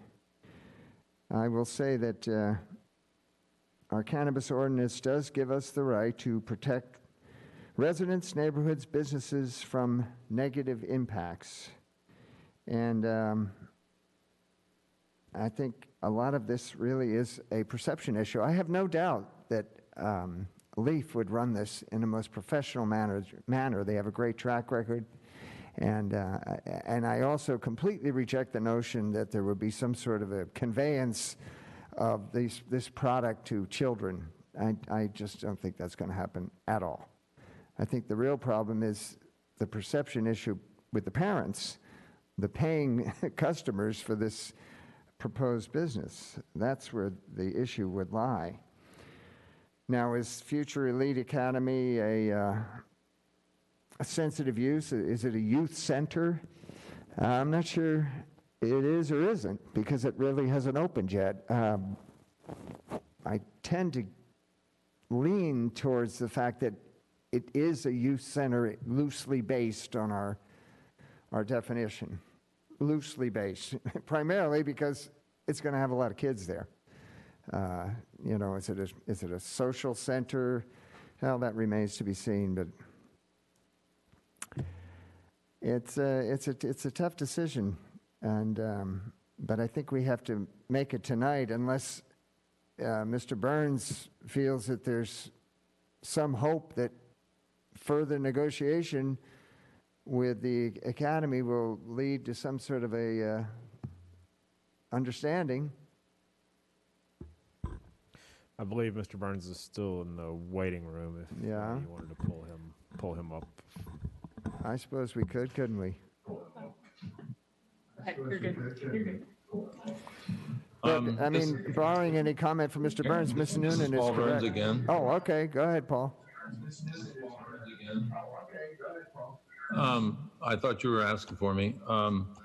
Well, before I you hear begin, what you're saying. I've been listening did you hear very what Mayor carefully, Pro Tem? And the thing that I want to impress upon the council is that we have tried 3 times, not once, twice, but 3 times. We reached out to Mr. Harrison. Is it working? To work out a truce. Matter of fact, it was Mayor Adam that asked us the 3rd time to try and make a truce, and upon his prodding, we tried again. And as Mr. Harrison stated tonight, he just doesn't want us there. And I know that, in my heart, I know the reason he doesn't want us there is because he wants our space. He's admitted that in his emails. His partner McCann has admitted it in his emails. They desperately want our space. It's nothing to do with marijuana. It's nothing to do with cannabis. All right. Well, Mr. Burns, as one of you said earlier, it's a tenant-landlord dispute. But we did try, and we are willing to do anything to get along. But when the other party flat refuses, then how do you negotiate like that? All right, Mr. Burns, I hear you're saying that you're really... Council is that this location is hard to find. And this location does meet all the criteria, as has been proven by city staff and HDL. And we've been working on this for 2 years plus. And, you're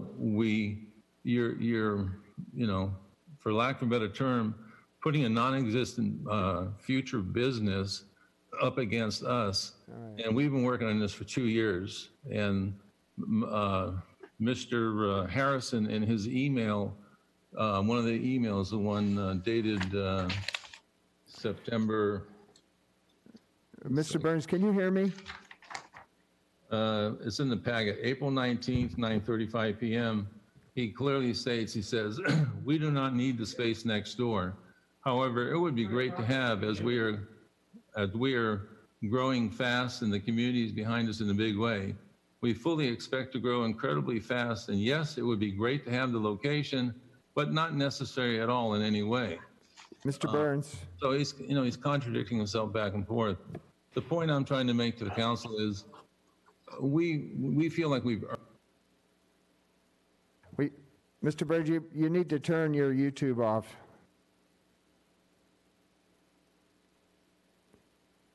Can you hear me now? Mr. Mayor. Yeah, hold on, Councilmember Jones. What? They're saying they're trying to talk to him and they can't. All right, well, I don't know if he's back on or not, but what I'm hearing, and I think the city attorney would agree with me, is that we're at an impasse here. We're at an impasse, and we need to make a decision this evening on this issue. I hope that you go with the staff reports finding that we do need it. Thank you, Mr. Burns. We really closed the hearing, and so I'm going to move on now. But I appreciate your final comments. All right, let's go back to Councilmember Jones. Go ahead, sir. Yeah, I agree with everybody here. We have 2 legitimate businesses. I draw a distinction between the 13-year history of Leaf that we have seen tonight against a hypothetical business. I think that's an important distinction. I also just don't see, other than perception, how physically one would even have anything to do with the other one. I mean, I know it's a hard decision, and we recognize, I think we've said, that these are 2 legitimate businesses and good people on both sides.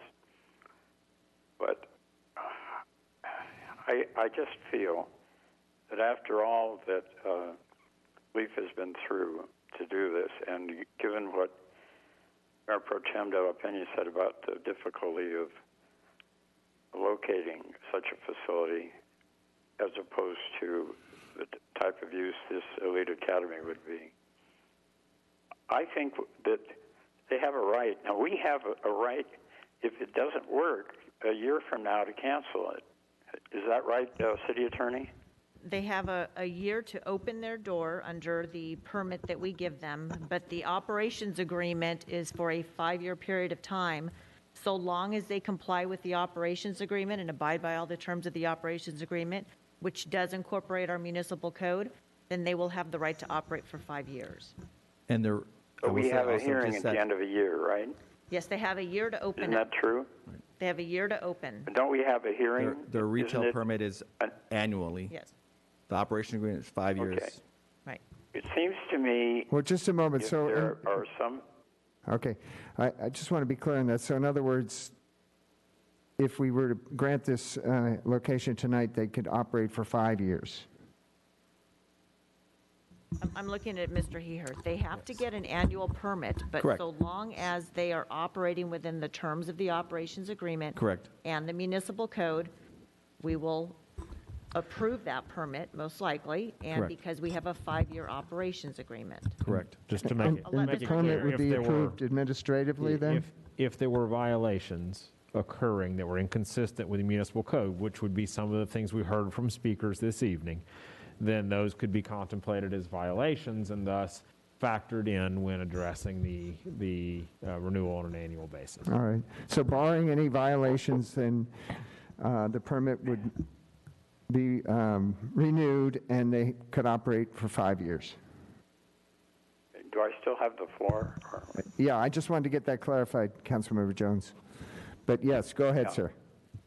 Well, it seems to me some of the things that the Elite Academy brought up, if they happened, would be violations of the terms and conditions. And therefore, in my thinking, if they weren't adhering to what they're agreeing to tonight, which is people come in, they have to have a prescription, they get it in a sealed bag, they take it out, the building isn't marked, there's no loitering. The people on the elite side made claims that were counter to the terms and conditions, and it seems to me they were to do the things that the speakers said tonight worried them, we would have ample grounds to not continue it when we had our hearing a year from now. I mean, that's my opinion. So given all that and the fact that I think they deserve at least a year to see if they're going to be good neighbors, I would move that we grant the usage. All right, Councilmember Jones. Any comments to the motion?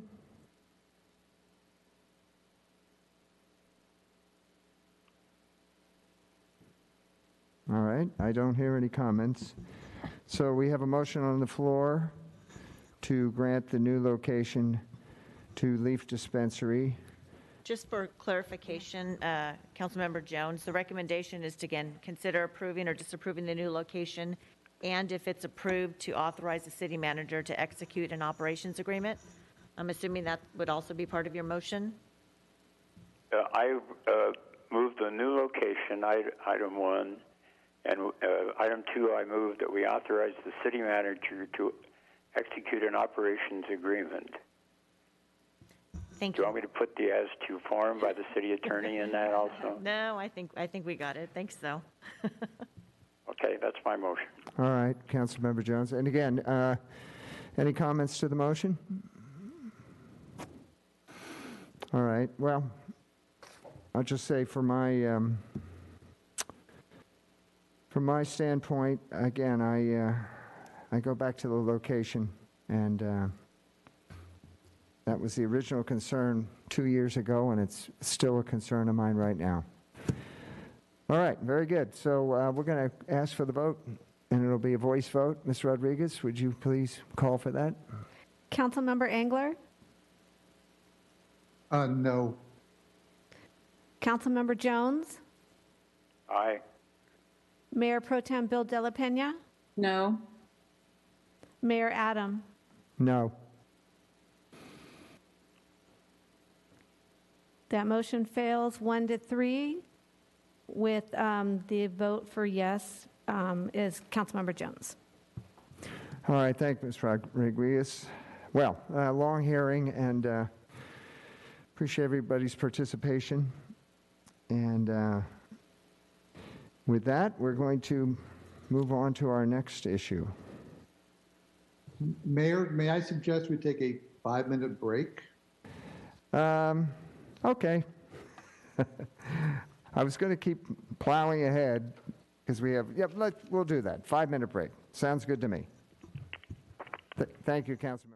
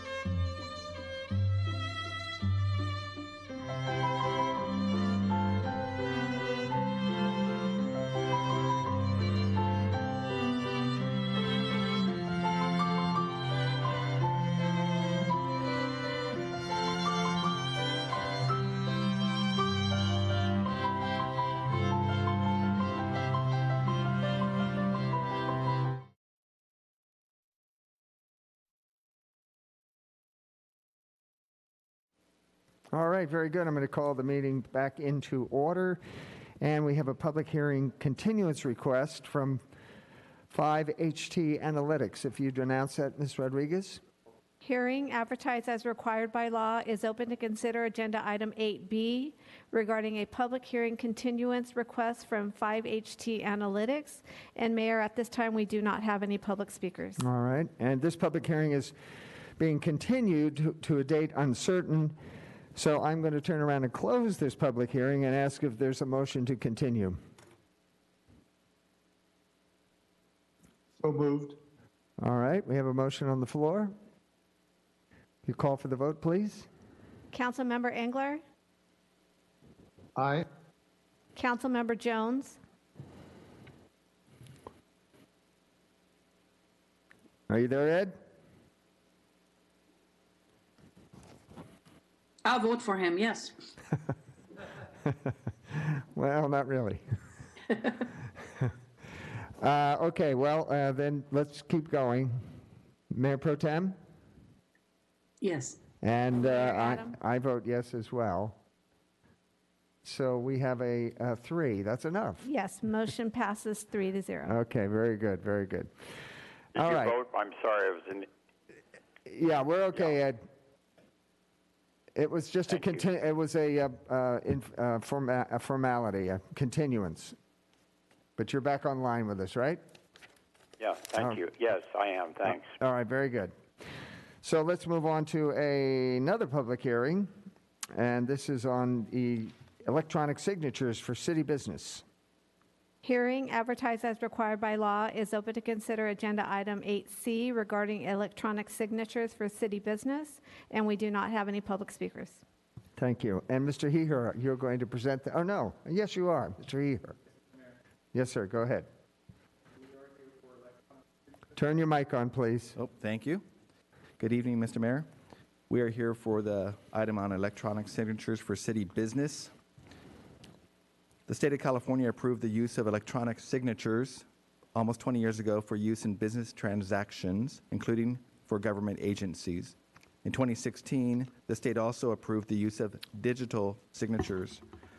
Early last year, in an effort to streamline processes and provide quicker turnaround time to accomplish city goals of operating in a fiscally responsible manner, the city clerk and city attorney created a pilot program with the incredible help of the IT department to start using electronic and digital signatures for some city documents. The city purchased the electronic signature platform DocuSign to route and electronically sign documents. The first documents were contracts under $5,000. Soon thereafter, contracts up to the city council limit were also approved and signed via DocuSign. By August of last year, all city contracts were approved to be signed via DocuSign, including those requiring the mayor's signature. Now that the pilot program has proved successful, it is time to codify the city's use of electronic signatures for city business, which expands the scope to potentially include all city documents, not just contracts. As we recommend expansion of the signature method, we want to codify our official policy. Electronic signatures have been widely used in several private sector industries. Many of us probably have some experience using DocuSign or a similar platform for signing real estate transactions or mortgage documents. The court system also allows for completely electronic filings, including briefs. Recent surveys from government email listserv also show that an increasing number of local agencies are allowing electronic signatures. The benefits are many. When the city first started to use electronic signatures for contracts, we received positive feedback from vendors regarding reduced time to execute contracts, as well as less costs, since contracts were no longer required to be overnighted to and from the vendor and the city. From a records perspective, the quality of the document using DocuSign is better because they have not been printed, signed, scanned, emailed, and printed out again. There is also staff time savings because documents require less handling and manual processing, such as printing, mailing, and scanning. Electronic signatures were already included on the city's work plan. Originally, staff planned a slow rollout of this type of use. However, due to the COVID-19 emergency and the stay-at-home orders, it makes sense to accelerate the implementation of electronic signatures. This aids in allowing the city to comply with those stay-at-home orders by not requiring wet signatures on documents and instead routing and signing documents electronically. Based on that information, the recommendation is to introduce an ordinance allowing electronic and digital signatures for city business and read this in title only, with further reading being waived, if no objection. That concludes the presentation. Thank you, Mr. Heer.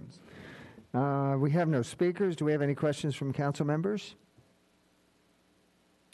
All right, if not, I'm going to close the hearing and ask for a discussion and/or a motion. I will say that this is a very convenient way to do business, especially in this era of social distancing.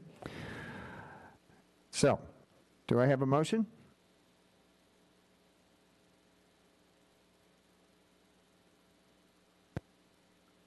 Yes, I move to approve. I move to approve.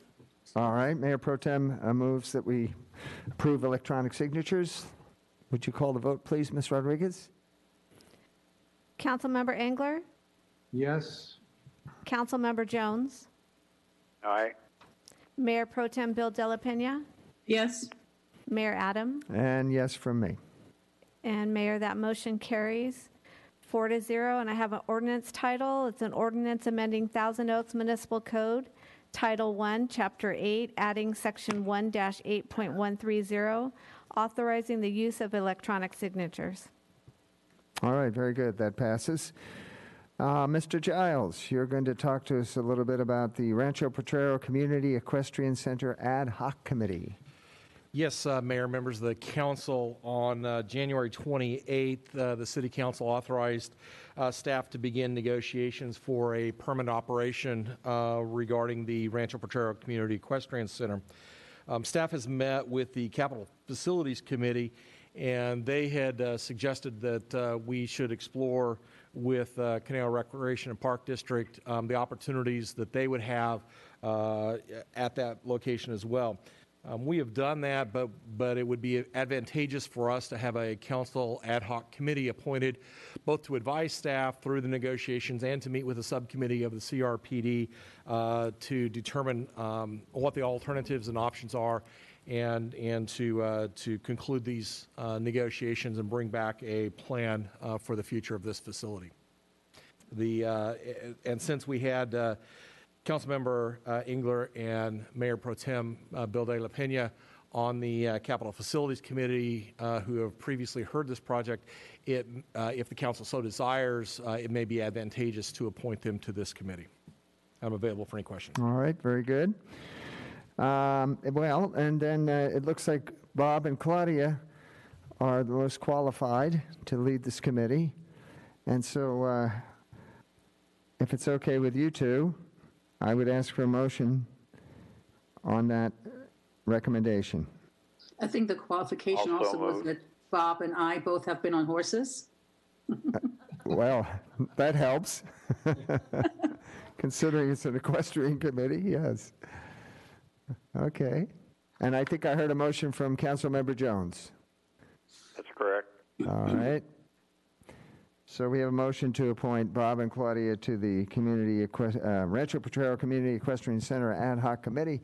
If you'd call for the vote, please. Councilmember Engler? Yes. Councilmember Jones? Aye. Mayor Pro Tem Bill De La Pena? Yes. And Mayor Adam? Yes. The motion carries 4-0. Thank you. And of course, with the resignation of Councilmember McCoy, we had to adjust our assignments, and we did just that. And the most important adjustments I'll just notate here. In the Capital Facilities Committee, it would be Claudia and Ed. Finance Audit would be Bob and myself. Economic Development would be Claudia and myself. And Homelessness would be Claudia and Bob. So with that, do we need a vote on that? We do need a vote. So if you would give me a motion, please, we can make those assignments. I move that we follow the assignments as listed. All right, very good. We have a motion on the floor. Call for the vote, please. Councilmember Engler, Yes? Councilmember Jones, Aye. Mayor Pro Tem Bill De La Pena, Yes. and Mayor Adam. And yes. And Mayor, that motion carries 4-0. Very good, thank you. All right, that ends our business for the evening. We're going to get a final comment from our city manager, Mr. Powers. Thank you so much, Mayor Adam. We had slated in the original schedule a council meeting for next Tuesday night, the 28th. At this time, it's unlikely that we're going to have a meeting next week on the 28th, just given the way the business is flowing.